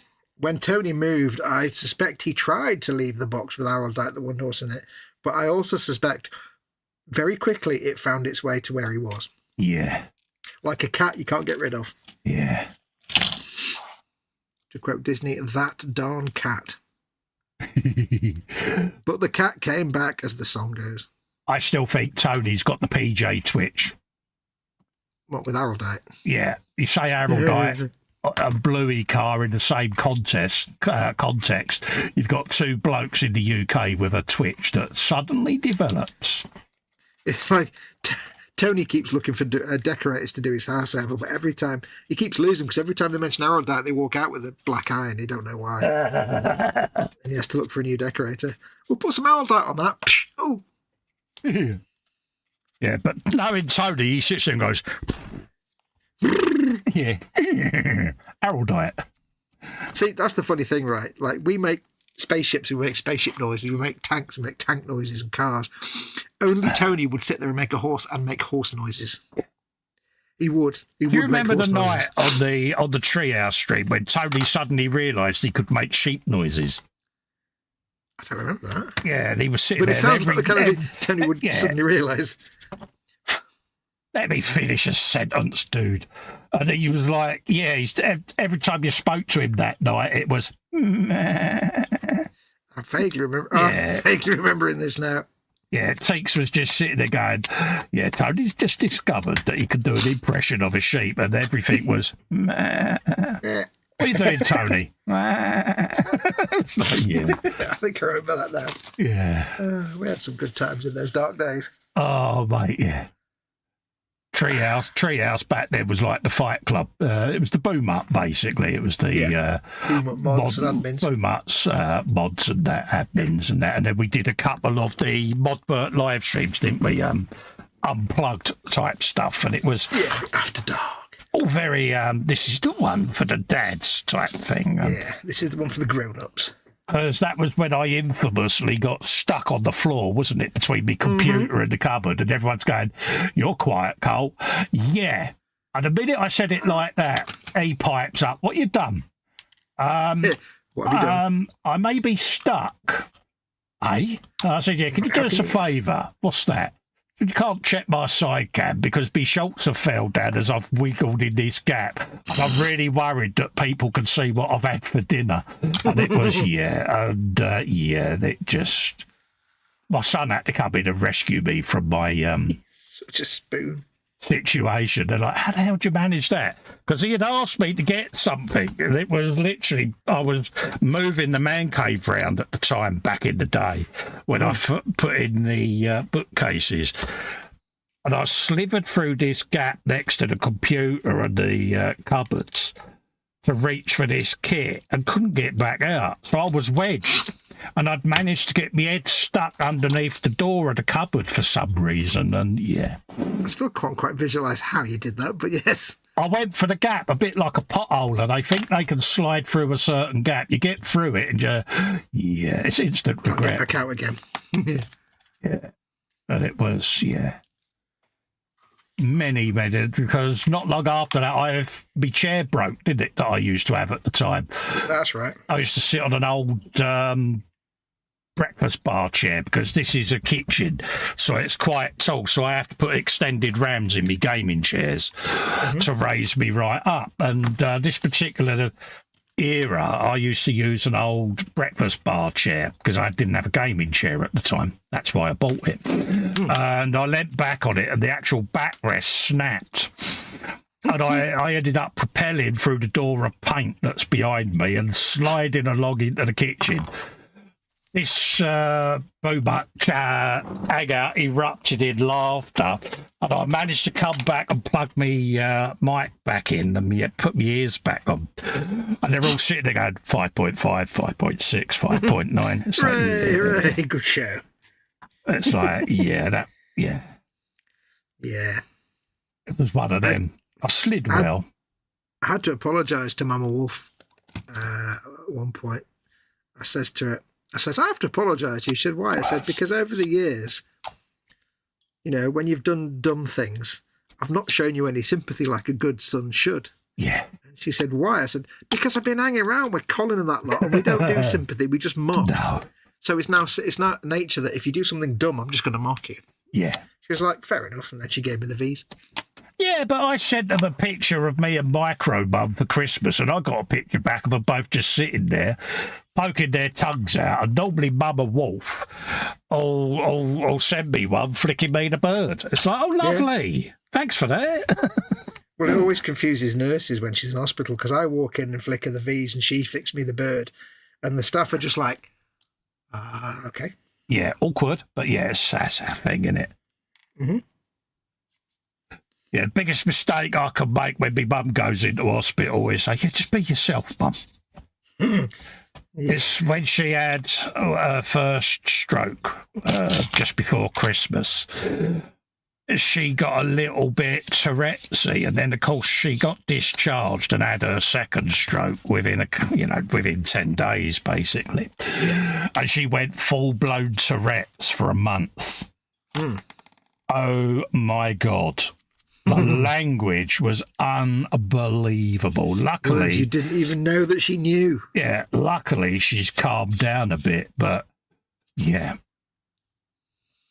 We'd be sitting there, yeah, ever so sorry. That's normal, don't worry about it.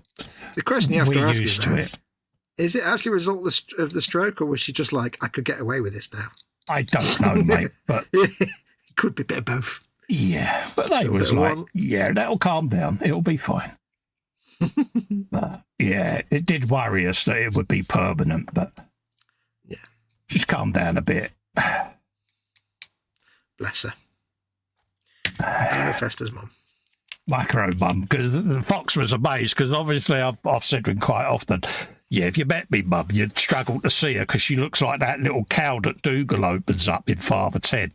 This one's near, that one's far away. She's immensely micro scale, is my mum. She's tiny. 1/4 scale, isn't she? And I sent him the picture of me stood next to me mum, and he's like, my God, I see what you mean. Micro mum. Yeah. She's tiny. Cool. Tiny little micro mum she is. Yeah, but don't let the size fool you. She's fearsome, especially when she's with Winnie. Yeah, kick your ass. Oh, God. I can imagine when she's with Winnie. A double act, but yeah. And Winnie's not much taller than my mum, so. Yeah. So, yeah, a little pair of pocket rockets, the pair of them. But yeah, my wolf's, I think, 5 foot something. Yeah. Well, she's shorter now, obviously, because she's thousands of years old. So. Yeah. Always been my mum's biggest annoyance in life is that she wasn't taller, but I ain't been little. Oh, bless.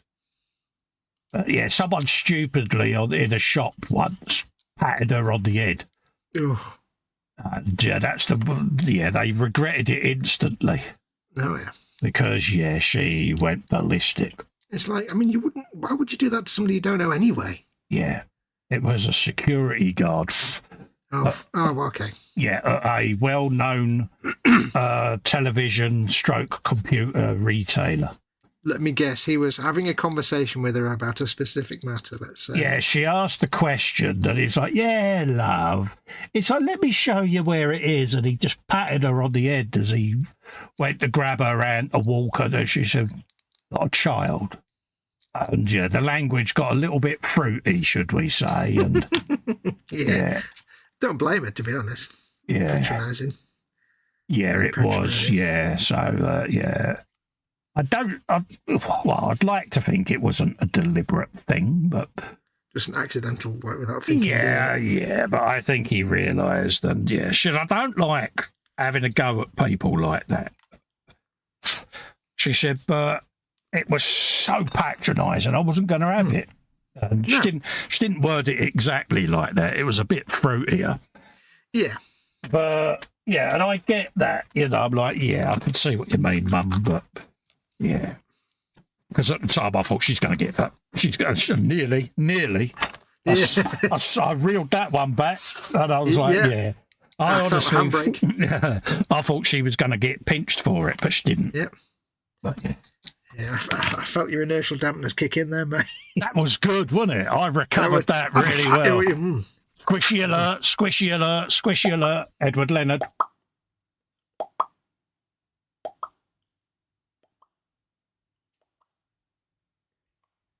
Like the way it fades out.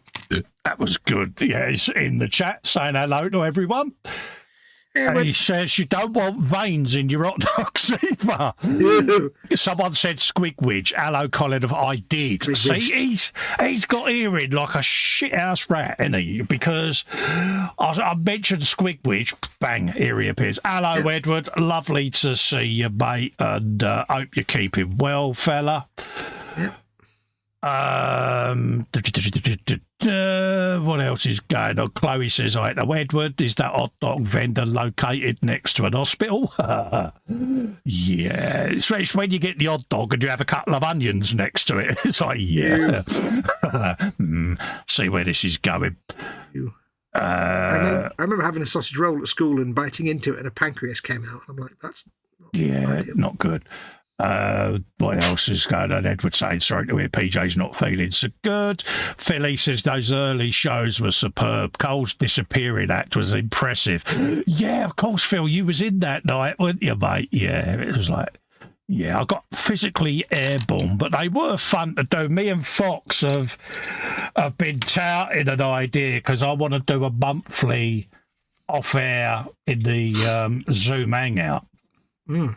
And it's, it's just going to be us two doing what we do on a Friday, an hour or so at the bench, just gooning around with our our Zoom buddies and patron and members can access the Zoom by becoming a patron and a channel member. But it's just our way of thinking of giving something back to you all, and we've hit on that idea.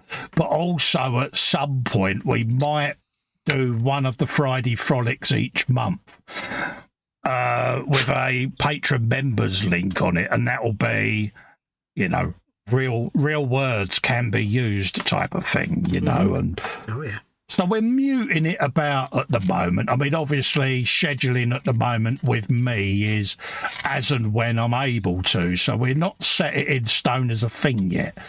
But it's something we're thinking of doing, Phil, because you raising how much you enjoyed them, it was no holds barred back then, if I remember rightly. And is that something people would be interested in seeing, you know, just as a little unique thing for the patrons and channel members? Or do we just do that on the Zoom off-air one, and you can all come in there and join us in there? Yeah, I mean, I suppose technically when we do the Zoom one, we'll probably be a bit more leery anyway, because it's Zoom and it's people paying us, so they're all people with credit cards. We don't need to worry about using swear words. Absolutely. So it's something, you know, I've been muting about the whole Zoom hangout for a little while because it you know, it works, but it could work better, you know, and I'm looking at ways of, you know, value add, isn't it? Adding a bit of value to it. And you know, us going in once a month for this type of thing, but we can just be grown-ups and people can throw F's and B's at us and stuff, you know. And that's people do in the real world. Is that something you would be interested in, folks? You know, I thrive on feedback, and, you know, if you're not interested, I won't bother doing it. You know, it's one of them. You're one of them.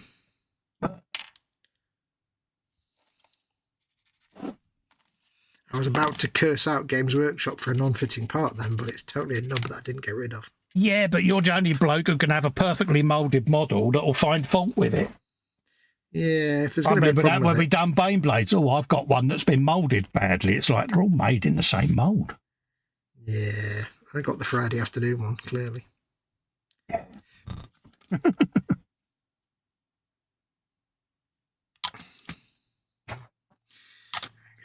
Little first dude, or partly dude made. Oh, excuse me. Pulled pork.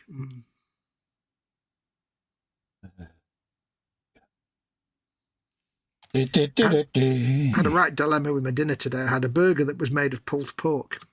Oh, right. And while pulled pork itself is very nice and very delicious, at the same time, it makes for a burger that kind of is like fiberglass. It just fumbles apart. And so I'm cutting into it, and I'm not getting that satisfying cutting into a big, thick burger type. It's like, I don't know how to feel about this. Oh, right, yeah. Because it's like, it's not a solid chunk of meat. It's like, and my brain couldn't quite pass cutting into this burger that wasn't a big, solid mass of Happy Meat Times. It's very weird. Absolutely. How does this work? Let's have a quick look at chat. Edward says, doing okay, got the wife a puppy for Christmas. Long story short, it had an accident, broke its leg, and $9,000 later we're trying to keep her puppy calm in a pen for 8 weeks. Ouch. Edward says, I don't want it to screw up the surgery, because they'll run around like crazy things, won't they? Therefore, you can't get them to just sit and absolutely chill out. Where are we? In answer to Natasha quickly, yeah, I don't mind Natasha. Oops. Yeah, go on, carry on, mate. It's just, I wanted to acknowledge that she had sent me a message because my phone was bleating at me. Right. Edward says, luckily the wife got insurance because it's a French bulldog and known to have problems, so they're paying 9% after a $500 deductible. Oof, about $2,000. Oh, wow. Scale Modelling Cal says, yeah, my mum and dad made sure they got insurance when they had a dog. I miss... go on. No, go on. I miss having a dog, I must admit, but I couldn't get one now because I wouldn't be able to take it for walks and I'd feel cruel, you know. But yeah, I do miss having a companion. But it wouldn't be Gary, would it, basically, at the end of the day? Yeah. So you'd always be like comparing it to Gary and come away sad, I think. Yeah. Bloody lazy sod.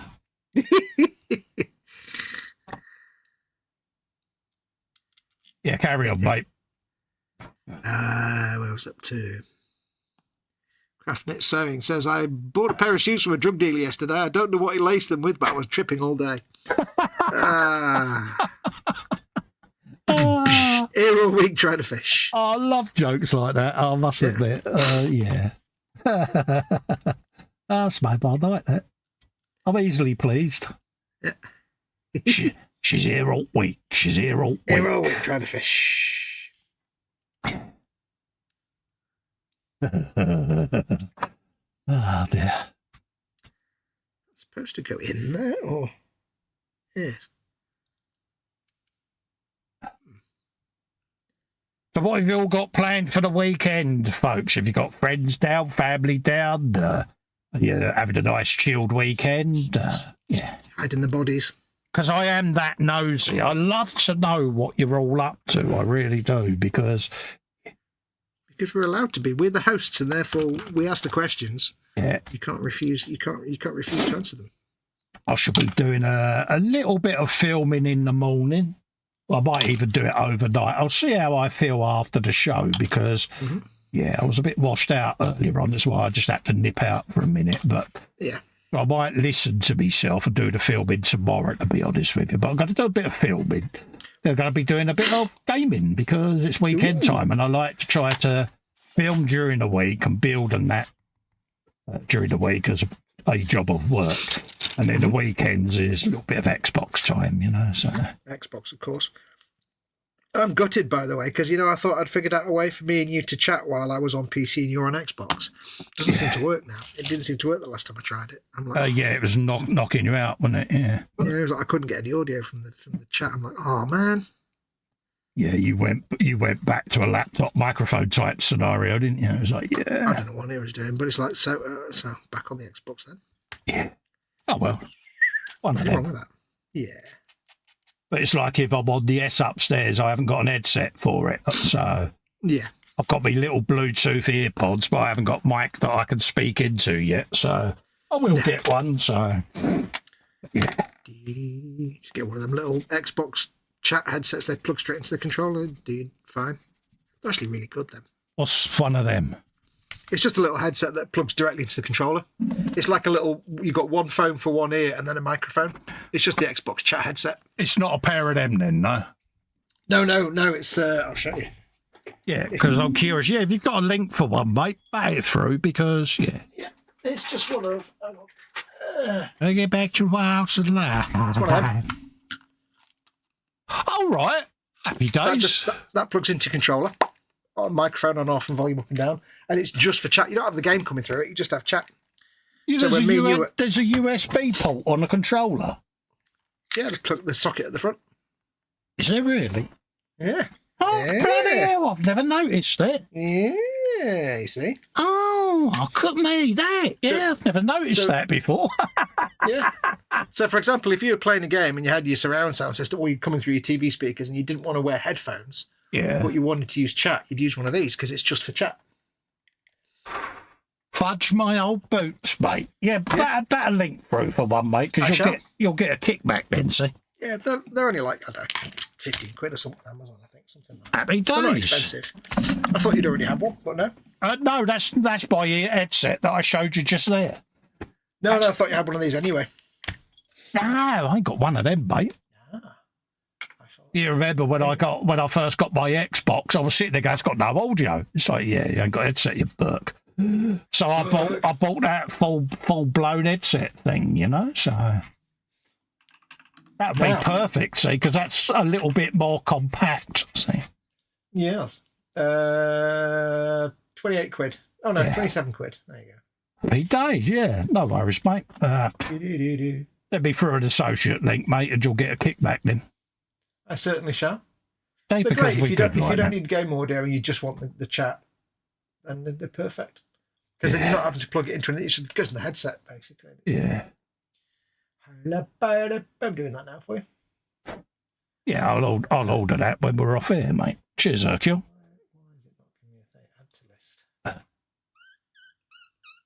See, this is what we do.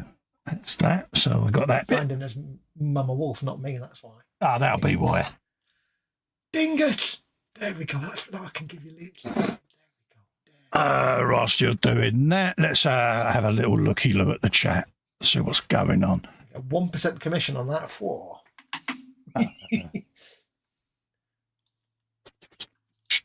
Edward says, sorry to hear that. Oh, yes, they are. If I've read any of these twice, apologies. Chloe says, did you hear about the dyslexic drug dealer? He sold amphibians instead of amphetamines. Come on, folks, put your bad jokes in. Did you hear it? No, I can't do that one live on air because, I might get told off by YouTube. There are limits to what we can do. Yeah, I very nearly did one of my favourite jokes there. I might have reel myself back. He says, I've got Ivy this week and she was giving me my orders that I have to make fresh pasta and then make lasagna. So I'll be in the kitchen most of tomorrow. Happy days, mate. And love to Ivy May as well. Yes. Big hugs. Bill says, I am back to walking now. My broken foot isn't broken anymore. Sorry to hear that, geez. Bloody hell, man. You don't want to break. He says, I'm taking my mobile radio with me so I can practice on that. Might do some modelling. It's been a few days. I'm sorry to hear you've had broken bones, Bill. Get well soon, mate. Nothing worse than a broken toe. Yeah. Do you know the best cure, though, mate? You need to build yourself another bench, mate. Yeah. PJ won't be doing any modelling this weekend. I'll be chilling on the sofa watching a few FA Cup games, and there's a couple of movies and TV episodes to catch up on too. Brilliant. Nice to see as well that you're getting a little bit of backing from the government, mate, for the regeneration up there of Old Trafford. I like that idea that they're backing the redevelopment and helping you out. I think it's a wonderful thing. So well done to the government for helping Man U reinvest in the surrounding area for the locals and regenerate part of that area. So I'm all for that.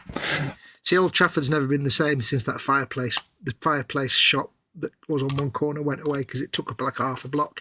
Yeah. It was well known. Yeah. So, I've got no affiliation to Man U. I'm a West Ham boy, as you know, but anything like that helps the regeneration of the local area, I am a fan of. So big props for that because, they're putting a lot back into the people that have made them what they are. So happy days. Natasha says, I've no idea how I'm going to move this build. It's so heavy. Yeah. Put the table on wheels. You can wheel it around your house. Wheel it. Edward's building some 1/16 Dasverks half track. Don't remember exactly what model name it's. Working on the tracks. 76 tracks, 3 bits each. Making chicken and dumplings tomorrow. Oh, dumplings. Oh, dumplings. Now you're talking.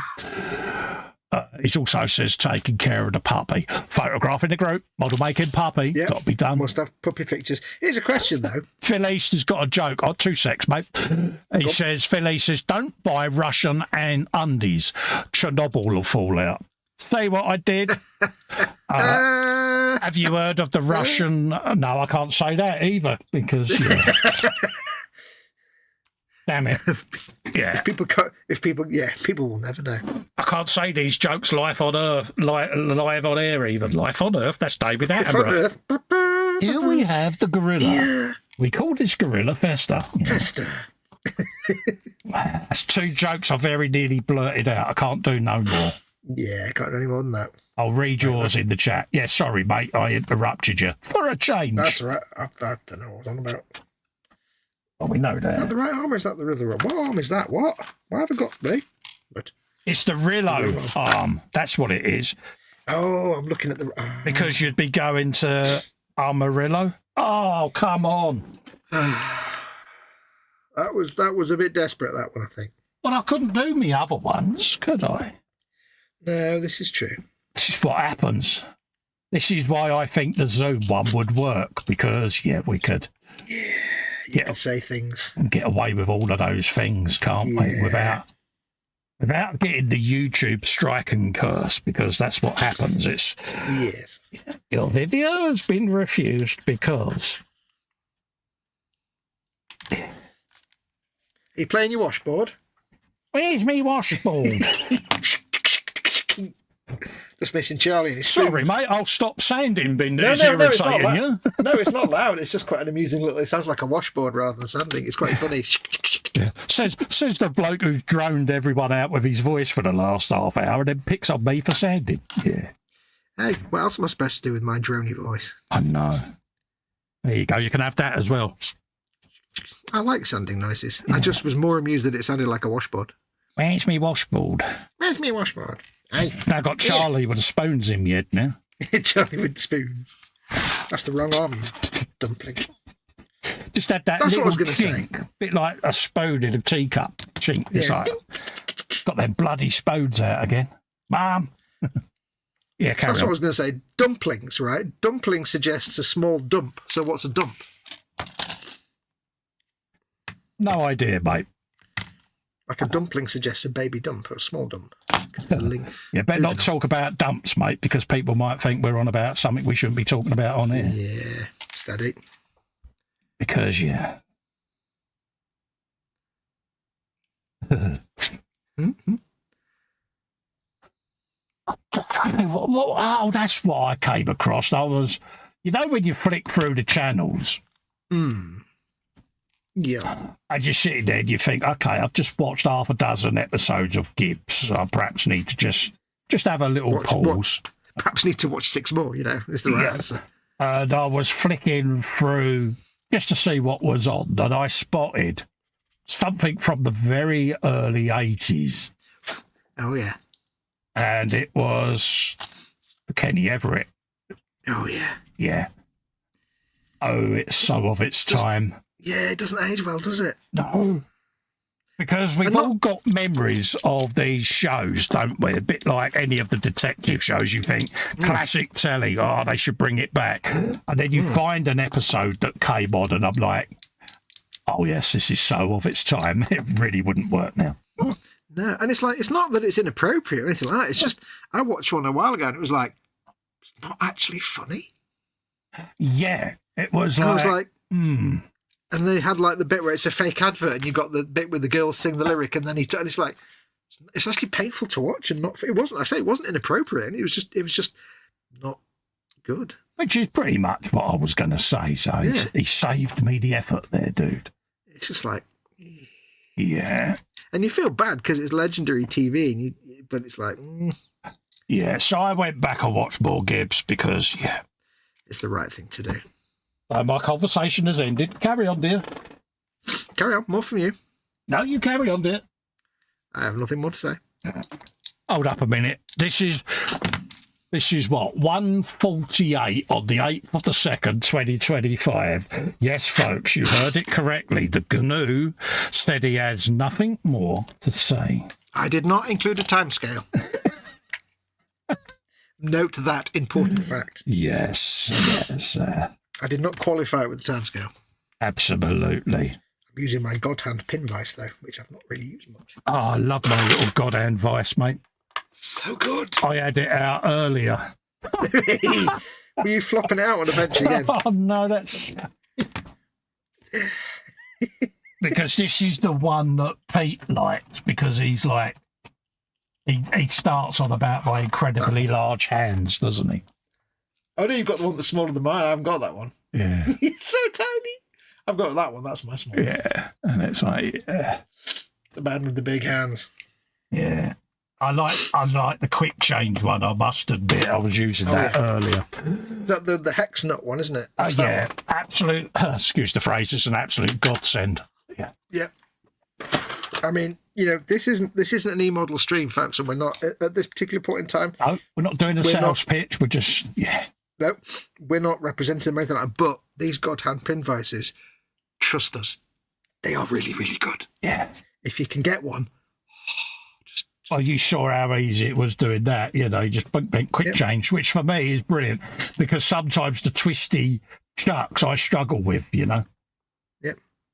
And for some reason, I don't know why, but when I'm drilling out barrels, it just seems drill out your barrels, drill out your barrels of fun. So much easier with these than any other barrel, especially on las pistols where they're tiny.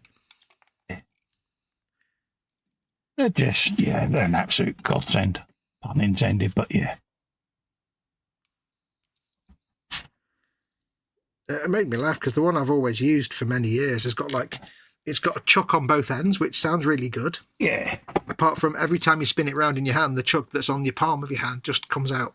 Yeah. Because it unscrews and you're like, oh, yeah, they are. Realise. They are a godsend, I must admit. Yeah, they are really, really good. Yeah, I thought at first, it's just a gimmick. And then, yeah, once I regularly was using it, it's like, actually, yeah, it really is good. So, and like I say, this isn't an E-Models stream. This is just us. No, but that's just our personal opinion. You don't have to use their official bits either, but they're really good. Yeah. Like, I've just drilled out the barrel on that last pistol, which is tiny, and it's just so easy. I don't know why. I seem to aim better. Oh dear. I'm such a child, I know, but hey, you know. Oh dear, I need to get out more. You do. Because there's no hope for you. There isn't, mate. I'm beyond help. You're beyond something. How do I paint that on the spray? Oh, pink. There go me bits. Oh, what to do now? Because that goes against my grain. 2 in the morning is not a good time to be having to making paint procedure decisions. You know, do I paint this or that first? It's like, no, that's a daytime thinking thing. No, I'm just thinking out loud, mate. What time do you want to go to, by the way, dude? What's the time now?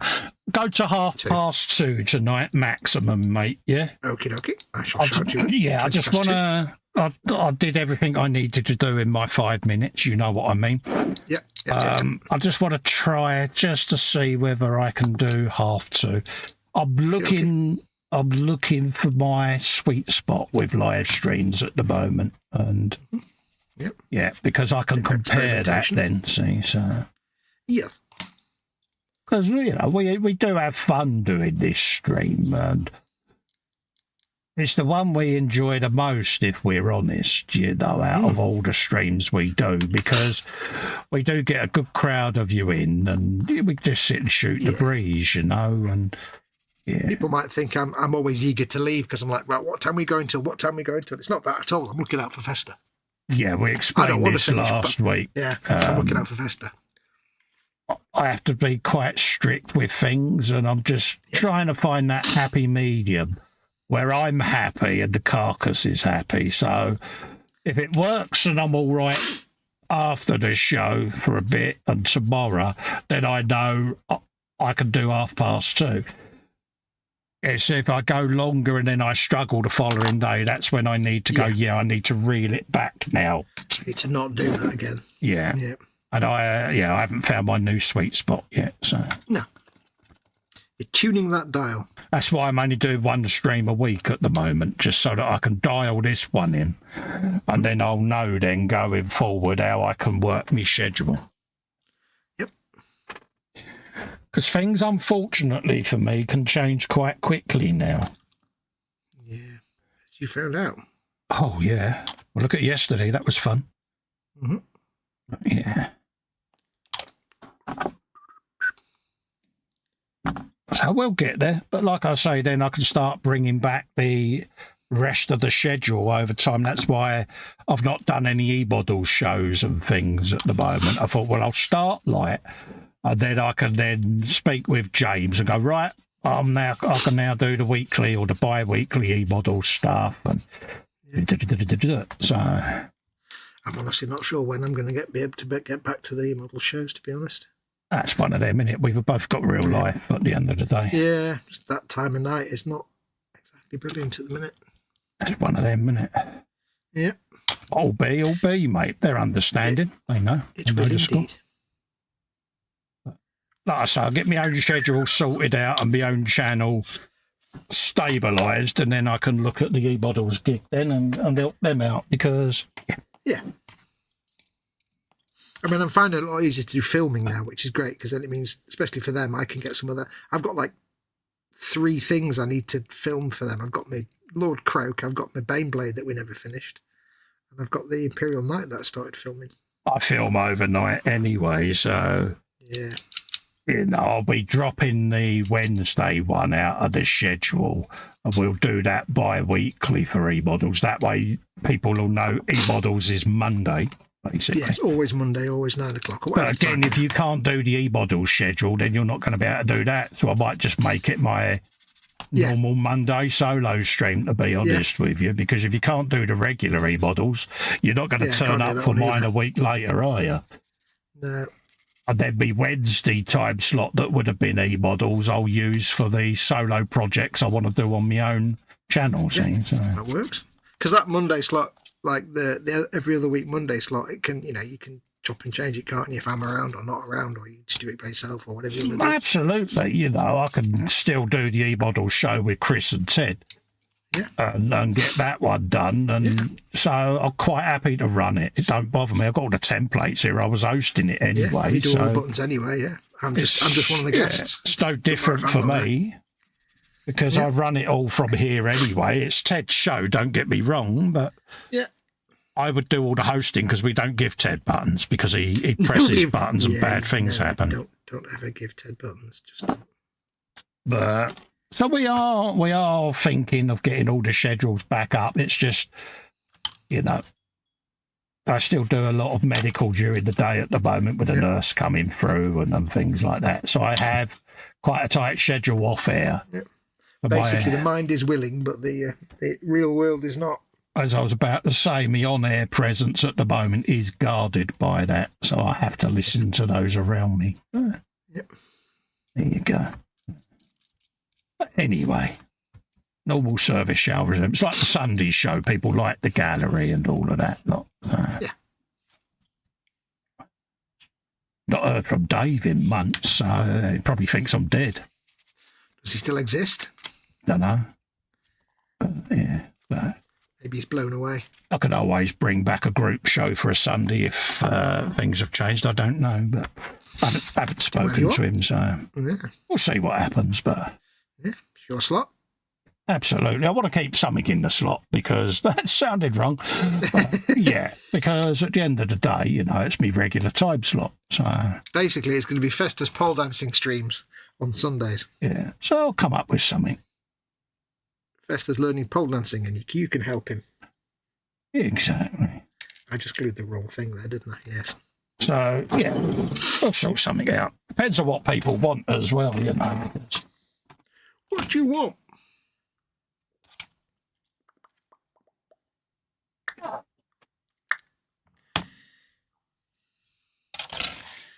I don't want to alarm anybody. I think I've easily finished this dude on his horsey by the time we finish. I don't want to alarm anyone, but I've actually glued a piece together. Yeah. I know. Stranger things will happen. Well, was it plastic or photo etched? No, it's plastic, mate. Oh, okay. What have we got going in there? Bill had a Zoom chat with MFH. Old Bundy, going to do some collab with him at some point. Good luck with that, mate. Enjoy. Sophie saw a piece of toast at the zoo this morning. The zookeeper said it was bred in captivity. PJ says, Fox, with nothing to say, who is this interloper? Interloper. Bring back the real Fox, yeah. I can't hear the word interloper now and not think of No Man's Sky. What else is there? Chloe says, last time Fox was silent, he had laryngitis. PJ says, the last time he was silent, Marcy paid him to be quiet. Oh, the good times. Absolutely. Hey, do you remember that thing where anybody does like a £5 super chat and I go quiet for a minute? I know, it was, yeah, it was. Does that still stand? Oh, yeah, it still stands, mate. Every 10... Chloe says Marcy wouldn't need to pay to tell him. She just says, Fox, be quiet. Yeah. I bow to no one, he says bravely on the other continent. Edward says PJ and I also paid for that. That's what I was getting to, mate, but he wouldn't shut up. Yeah, You did, mate. Yeah, it started as a joke, didn't it? And it just escalated. I think you was quiet for about an hour in the end, weren't you? Yeah. Bill says the 35th Bradley arrived today. Forgot I'd ordered it, so it's going to be his first bit of armour. Nice one. Edward says, truth be told, I never bought a bad tool from God Hand. I'd also display, I don't know if I spelt that right, as a fault maybe Pete mate would want to carry them too. It might be a good idea. Absolutely. Depends on Sophie sending hugs. Absolutely. I don't know whether they do franchise stuff like that, do they? I don't know. Yeah, it might be that he's not able. I think he did stock them for a while. I can't tell, but it might be that there's just no way for him to stock them. That's feasible, possibly. Some stuff is just too expensive to stock. Yeah. And would they be happy that, you know, they've got such a big God Hand range as well? There could be reasons behind the scenes that we don't know about. They're actually tight, quite. Wow, words. E-models are very tightly associated with E-models now, so they probably wouldn't. Well, they would be. They're both E-models. You meant God Hand, didn't you? Yes, God Hand. Yes, sorry. E-models do a lot with God Hand now. They're quite closely linked. Interwoven, mate, aren't they? Yeah, they are the official distributor for one thing, which is.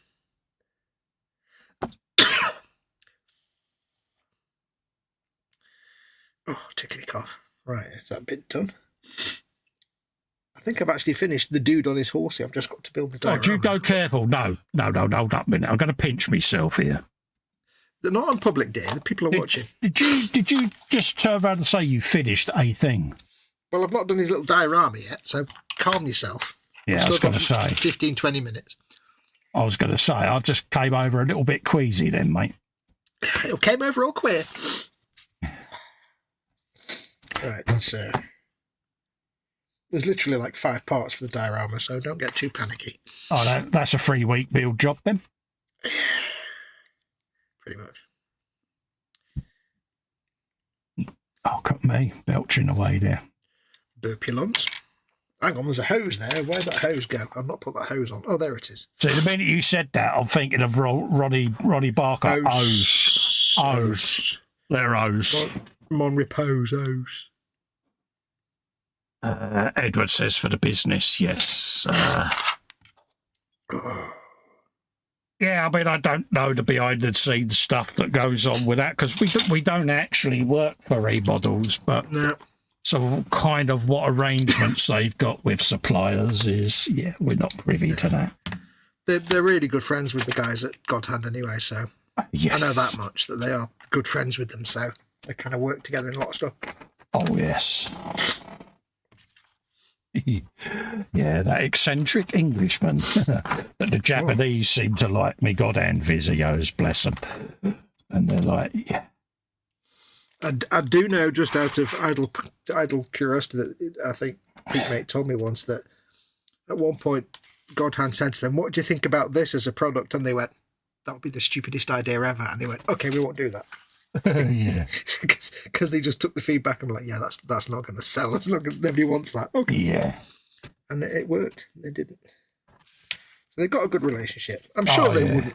They will. They do stock. I'm sure they did stock display at some point, but I think they did a way back when. But yeah, it may just be too hard to carry, too difficult to carry and stuff. And again, you know, I don't know whether display would go, well, you're stocking that brand, and you don't know, do you? What rivalries exist between vendors? Yeah. So yeah, or suppliers, should we say? It's Yes. I know when I worked in retail, and they were, you know, the company I worked for would try to build a relationship with an upcoming brand. They would be, well, you stop that brand, they're one of our rivals, so unless you get rid of them, we're not. Yeah.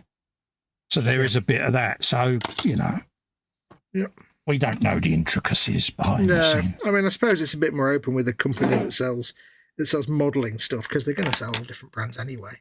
Yes. I think a manufacturer would be a bit naive to expect them not to sell all the different brands. All the brands. So many brands. But it may just be they're really hard to get hold of. You have to remember that a lot of like East Asian products and stock like Japan and Korea and stuff are just incredibly hard to get here out in the UK. because they might have distribution deals in Europe for retailers to buy them, but there may be nothing in the UK. But they have to buy that many to make it worthwhile transporting it nowadays, don't they? So Yep. that's And the thing. if Pete Mate had to buy a product at the same cost as everybody else buying it as Joe Q Public, there's no margin in it for him. No. If he can't get a bulk discount, there's no benefit to him stocking it. So we don't know. Well, this is it. When it comes to the price point, you need to still, as a business, make a little bit of profit on it, but you're not going to be able to sell it if it's beyond people's budget. It's that simple. Well, that's why we've had this question in the past about Gunpla and stuff, and like why is Gunpla so expensive in the UK? Yeah. And it's because Bandai don't have an official UK distributor. No. So if you see somebody selling Gunpla in the UK, they've bought it from, I'm not going to say who it's from. There's one company in Europe that tends to sell to a lot of UK retailers. Yeah. And they'll buy it for a very. They won't make a lot of. They'll probably pay very close to what you pay for it. Yes. So normally, if you're a shop, you'll buy something, you get like a 30% discount if you buy in bulk for trade. Yeah. And then that gives you a margin then to lower the price. But that's why there's not a very big markup, is there? No, and when you're buying it from a third-party seller and not Bandai themselves, you get even less markup. Yeah. So that's why. It's what puts a lot of people off. Yeah. Because, if there was a company in the UK that was actually a distributor for Gunpla, all the shops could get it from them. Yes. And then they'd get it at like 30% discount as a trade checkout, and they could sell it at 10% off or 20% off because they'd still make 10% profit. Well, it's like anything, I've only done a couple of them, Gunplas, and I did the Master Chief, and the quality is so good. I would say to anyone, if you get a chance to do a Bandai kit, do one. But it's the price point. Not everyone can get them. They've gone through the roof again, haven't they? So yeah, it's like, if you buy them in the US, they're cheap because there's a distributor. Yes. If you buy them in Europe, Revell is distributor for Star Wars. I don't know about the Gunpla stuff, but the Bandai Star Wars. Yeah. Revell is a distributor there, but in the UK, there isn't anyone. And the problem is that Bandai have actually stopped. They've really cracked down now on third-party sellers selling outside their own territories. So it's even harder to get. Well, this is it. People would buy them from Region 2, wouldn't they? And then be selling them in Region 3. And they clamped down on that, didn't they? And went, no, it's not on. We're not having that. No. But one of the issues that was before was it was a catch-22, because Bandai would say, we don't see a demand in Europe, so we don't in UK. Yeah. And originally Europe, because we don't see any sales there. But the retailers will say, well, we're selling loads to UK and Europe. And they say, yeah, you're selling loads, but we're not. We're selling it to you. Yeah. So all Bandai sales will be to Japan and Korea and the US. They would see no demand in Europe for distributors. They just didn't set one up. Yeah. Wasn't practicable. No. And plus, just dealing with a Japanese business as a business is an absolute nightmare anyway. Oh, yeah. Trying to get a distribution deal. It's not like in the rest of Europe where you just say, hey, let's do a deal. No, that's not how it works. Well, we was blown away when Pete did the deal with Godhand, weren't we? Yeah. Because it was like, good for you, mate. But he said a lot of work went in, hell of a lot of work in the background to make it feasible. But both parties pushed and persevered with it. And we're the beneficiaries at the end of the day. Oh, God, yeah. It took him a very, very long time. And it really was a case of getting to know the guys at Godhand and getting a relationship with them. We obviously won't go into the intricacies of it because it took a long time. But they have a really good working relationship, and it's phenomenal because it's two opposing cultures at the end of the day. And business-wise, they found a joint ground that they could work with, and fair play. Yeah. I remember reading an interview once with, I can't remember who it was now, it was some retailer in the US, I think it was. When they were open, it was before, I think just before Bluefin got the distribution deal with Bandai for the US. This is years ago. But this company was, up for trying to get it. Yeah. While it was up for grabs. And he was in an interview, and he said the thing about like dealing with a Japanese company like Bandai or any Japanese big company, he says, first thing you realise is it's all done by fax. Yeah. He said it's bizarre how much of it is. If you phone them, they're like, no, you get ignored. If you send them a fax, there you go. He said that's just one of the first things. 2 secs. Craft Knit So, aka Sophie, sends hugs to Festa and then says, "Sorry if I caused offence for sending hugs. Why would you think that? We're never ever offended by you, Sophie. Don't ever think we are, love. If we've given you the impression we are, that's certainly not what we're about." Hugs all the time, those. Hugs back. That's not what. Yeah. We wouldn't be offended at that. Don't think we have. Chloe says, Fox has finished building. Is it Sunday already? Almost finished building. Yeah. Edward says, yeah, they do a lot of really different stuff, but I get it. Just a thought, no, it would be good, mate. You know, I'm sure Pete would be open to it. But again, I don't know how easy that would be to set up and what the working relationship would be, because I don't know Display at all. So, yeah. At the end of the day, Pete's never going to turn down some way of making money because he's a business. Of course he ain't. If he's not selling it, there's probably a very good reason why he's not selling it. Yeah, there's probably a reason why. Perhaps it's been looked at. I don't know, but from memory, I'm sure he stopped it before. Yeah, I think he has. I'm sure he has, going back, because I'm sure he had the Display circle cutter. Yeah, he did. With Pete, mate, I think the only reason he wouldn't stock something is because it's either too difficult to get or too expensive to stock. There's no margin in it. Yeah. So it could be something as simple as that, mate. Yeah, it probably be something like that. Or maybe he had it before and it didn't sell. You never know. There's another thing as well. We don't know. Don't know. We don't see such things, such information. Happy days. He might have gone to pub with the owner of the company and got into fisticuffs. And had we don't know.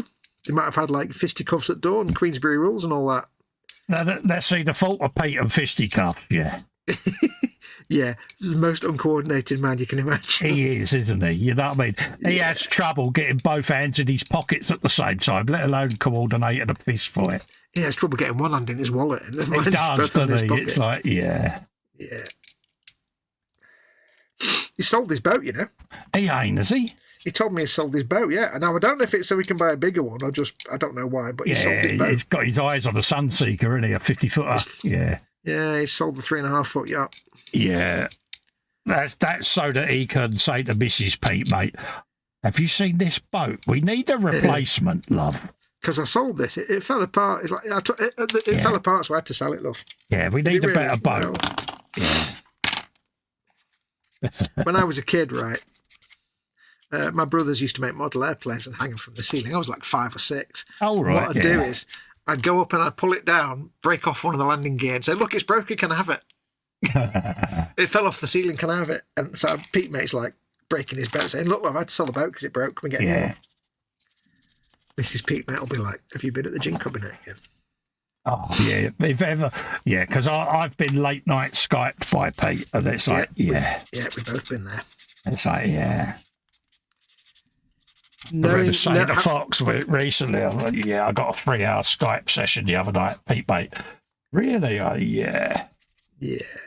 Because it's funny, because it's like, to you guys, he's a guy that owns a shop, but to us guys, it's like, it's an entertainment that happens on Skype at 2 a.m. Yeah. We mean that in the nicest possible way. It is funny. Quite sweet and endearing, isn't it? It's like, yeah. It's hilarious. He does it now all the time, but we had a Skype conversation back and forth once. And he was asking me something. I was doing something for him. And he said, you know, can you do this? Blah, blah. And I said, yeah, I can do that. And I've done this, and I've done this other thing. And I did this. While I was doing that, I did these other things as well for you. And he went, oh, brilliant. Thank you so much. Love you lots. XXX. Yeah. And then I said, did you mean to? Because he sent that as a separate message. And I'm like, did you mean to send that last one? And he went, no, that was for the missus, but never mind. So now he just says, hi, Fox, XXX.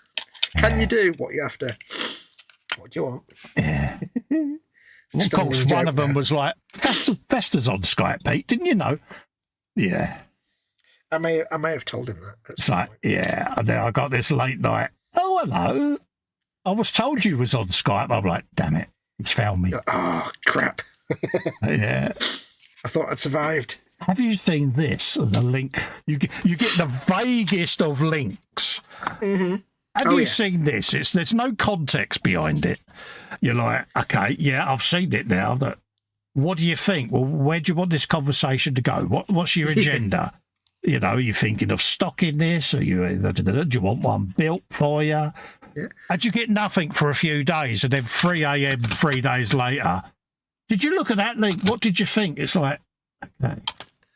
What gave me some comfort to get in the occasional thing like that, exactly the same, is that James Mate says he gets exactly the same. He said he's exactly the same with me, and that's with business stuff. He'll send me a little comment on Skype, and I'll be like, "Is this something I need to do? Do you want me to? Is this something I need to know about? Do you need me to do something? You ask me a question, what?" And he says, I have to pull him aside sometimes and say, you know, when you use Skype, can you actually use words? Chloe's off, got to be up at 7 a.m. No worries, mate. You take care, mate. Again, love to Ivy May even. Edward says, got in a boat race with Display and won. Good man. Mm-hmm. But, yeah.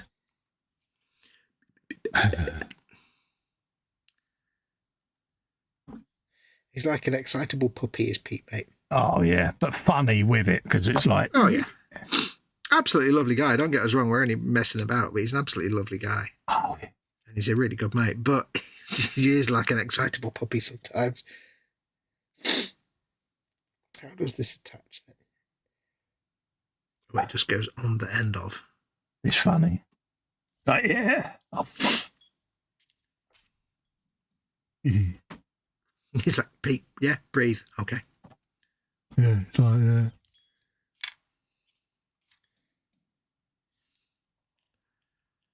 Pete, mate, yeah, you know your lungs? Yeah, can you fill them up? Just fill them up. Take a minute, okay. It's funny. It's when he gets an idea, and then when he has an idea, of course, he calls you from the car when he's driving somewhere. It's always when he's driving somewhere. So you get, like, hi, Fox, what it is. Yeah. Always starts with what it is, which means, here's my idea that I've just come up while I'm driving, and it's a brilliant idea, and I need you to talk me down from it, usually. Yeah. And it usually requires him to be talked down from somewhere. Yeah, which normally fails miserably, because he'll still go ahead and do it anyway. Yeah. It's like, yeah. You know, when the conversation starts with what it is. Here we go. Yeah, I've been thinking, right, okay. Where's this conversation going? Yeah. I've learned over the years that if James Mate speaks to you and says, can you do X? You do it. Yeah. If Pete Mate calls you and says, can you do X? You give it a couple of days. And if he doesn't chase you up after 2 days, he's forgotten about it. You have to do it. And then normally we go, James, have you heard from Pete? Has he mentioned this? No, good. I won't do it then. Yeah, I won't do that then. Why is that? Case of, okay, I don't need to do it. I was late night Skyped. He goes, okay. Yeah, he won't remember that. Okay, mate. He'll slept since then. Okay. It's like, yeah. Because when it first used to happen, you'd get nervous and think, oh, I better do that because he wants it, you know. It didn't take long for that to fade away. Yeah, and it was like, I sent this thing in, and James was like, what's that all about? Well, Pete messaged me, blah, blah, blah, blah, blah, blah. Right, we need to have this conversation about late night Skypes. I'll ring you in 5 minutes. Yeah, no worries, mate. Yeah. Yeah, he says, yeah, that's the Pete effect, mate. He said, yeah, if you're not sure, he said, just back me a message on Skype. He said, we'll go from there. Cheers, mate. It's just he said he wanted it urgent, so I did it urgent. Yeah. Lesson was learnt. Yep. He only do it once. Absolutely. But, I do love it. I actually adored it when it came to pass that all this stuff that I'd sort of had over the years, Colin started getting as well. I'm like, I'm validated. It's not just me. Yeah. It's not just me. You was just happy that you had someone else to bat into. Have you heard? Have you spoke to Festa? That's right up his street. That's in his ballpark. And I'm like, yeah.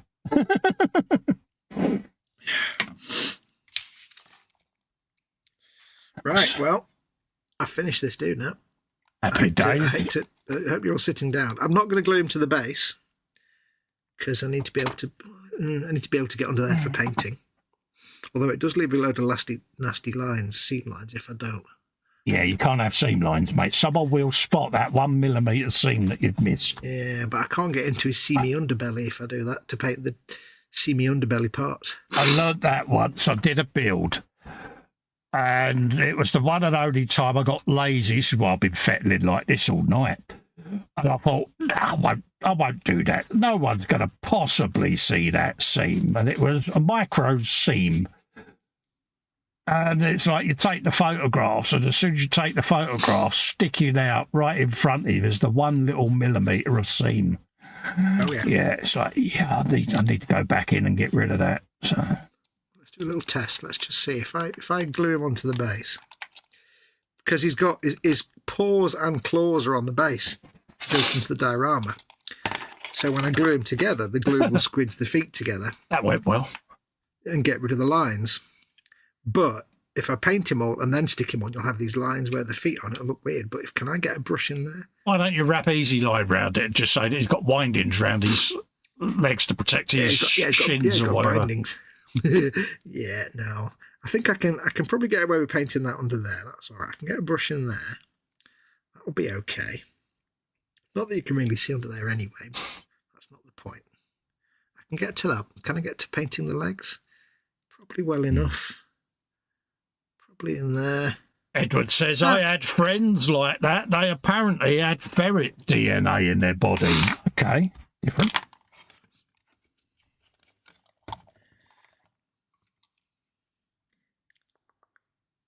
Happy days. I shall glue him on. You're going for it, the are dogs you? of war. Publish and be damned. I admire your bravery, dear. Let's just be a big boy. And if it turns out really poor and I can't get underneath him to paint, then I'll just make sure there's lots of mud under there splattered on his belly that covers it all up. Fox has got his big pants on. I'm making decisions and everything. You go careful, mate. These big boy pants you're wearing tonight. I know. Well, like I say, I can always dry brush some mud and dust under there into his seamy underbelly, can't I? Yeah. Because he's running around on a muddy battlefield and he's part of the diorama. It's going to be kickback, isn't there? Yeah, you're a kickback. Absolutely. I like being a kickback. Going to be so much kickback, I could be basically running a Russian oil company. Allegedly, yeah. Allegedly. There you go. So the glue fills in that little gap. It looks like he's got normal feet and not attached feet. I'm so proud of you, soldier. I really am. Let him dry for a minute. Every day you do something that surprises me. It's epic, you know. Every day I do something that surprises myself, but then I flush and it's gone. This is why you're a guru, you know. See what I did there? I'm not a guru. I'm a guru. It's different. How? One of them's incompetence with a surround of professionalism, and one of them is actually professional. This is where I go, which one do you think you are? And regret it instantly. Yeah, I'm the incompetent one with the shell of professionalism. I like being incompetent. Saves other people from being incompetent. I'm what you get if you order a guru from Wish, basically. Oh, right. Or yeah. Alibaba, you know. It's like, yeah. Yeah. Spond. Right, there we go. That's that. I shall keep those little strips of plastic card out because I'm sure you're going to need them. On the other horses, and they're all about the same width, which is kind of handy. Right, that's that. Don't need those. And we're 25 past, so yeah, I'm literally just winding down and bagging stuff up, ready to depart the airwaves, young Padawan. Your Bilbo bagging. I shall show people what I've done. It is the dude on the horse, on the horsey. Happy That's days. really quite cool. Look at that, with a nice bit of trench warfare. It's scary. It's scary what you've been doing, mate. I know. It looks complicated, but I think hopefully it should be fairly easy to paint because it's not that complex. Yeah. What have I done? I've gone through and prepped everything and de-seamed everything in the bags. Ooh. I've got a little a few more bits to disassemble there. This will all then, sorry? No disassemble. Yeah, this will all then stay in the box until I'm ready to spray it all. But it just saves me having to faff around. I'll just get it out the box, line it up in the booth, done. Yep. Which is what I want to do on all my builds. So I'll probably be building something different next week. Yeah. Because I'm going through my entire stash and doing this with every kit. So I'll probably live to regret it. But hey, you know, it's... I'll be building more of this deathcore set, I think, because I'm not building it during the week because that's when I'm doing my other project. So yeah, I've got a big project that I'm doing away from this that I can't talk about. Yes. So yeah, that's where I am. So we've got a bike. I might dig a car out next week and start a car. Start a car. Yeah, I'll just get some of that together. I haven't decided yet. I'm just pulling all my stash apart and binge building at the moment. What do we got going on the chat there? Refreshing and exhausted at the same time, says Edward. Bill says, better put a plastic sheet down so you don't get incompetence all over the place. So yes, that's what it did there. Edward says, you could take a pile of the meat from the kit Festa, put in his diorama and stuff it under the horse hanging down. Fox, happy days, yeah. I'm not adding wedges to my horses. Sophie says you're a professional guru. Don't use the words guru and professional. He's not professional. He's Fox. Edward says, hi, Bill. Nice to see you again. Cheers. It's always nice to see Bill. PJ says, great stream. Catch you on the next one. Until then, ciao. No worries, mate. We'll be back next Friday. So I'm going to do Fridays for a month, see how we are. And then we could start bringing the other shows back on stream. Bill says, hi to Edward. Edward says, hi to Craft and Sew. And is this Natasha? Craft and Sew is Sophie. Crafting Budgie Mama is Natasha, mate. So we're going to love and leave you there, folks. Again, thank you all so much for your continued support and understanding. Really does mean the world to me. It is nice to be back on air with you all, and hopefully we can be around for a lot longer this time. Yes. So until then, it's goodbye from me. It's goodbye from him. And it's goodbye from him. See you later, folks. Bye-bye for now. Bye. Can't fit my whole hand on. Well, you're made of hands. Hey.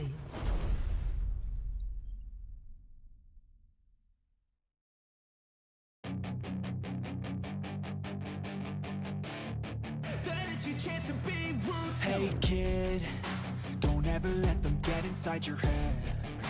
They'll tell you what to do in life instead of everything you know that you could get. Don't let them guide your life towards regret. I'll fight for what I love with every breath. My past is filled with things I won't forget.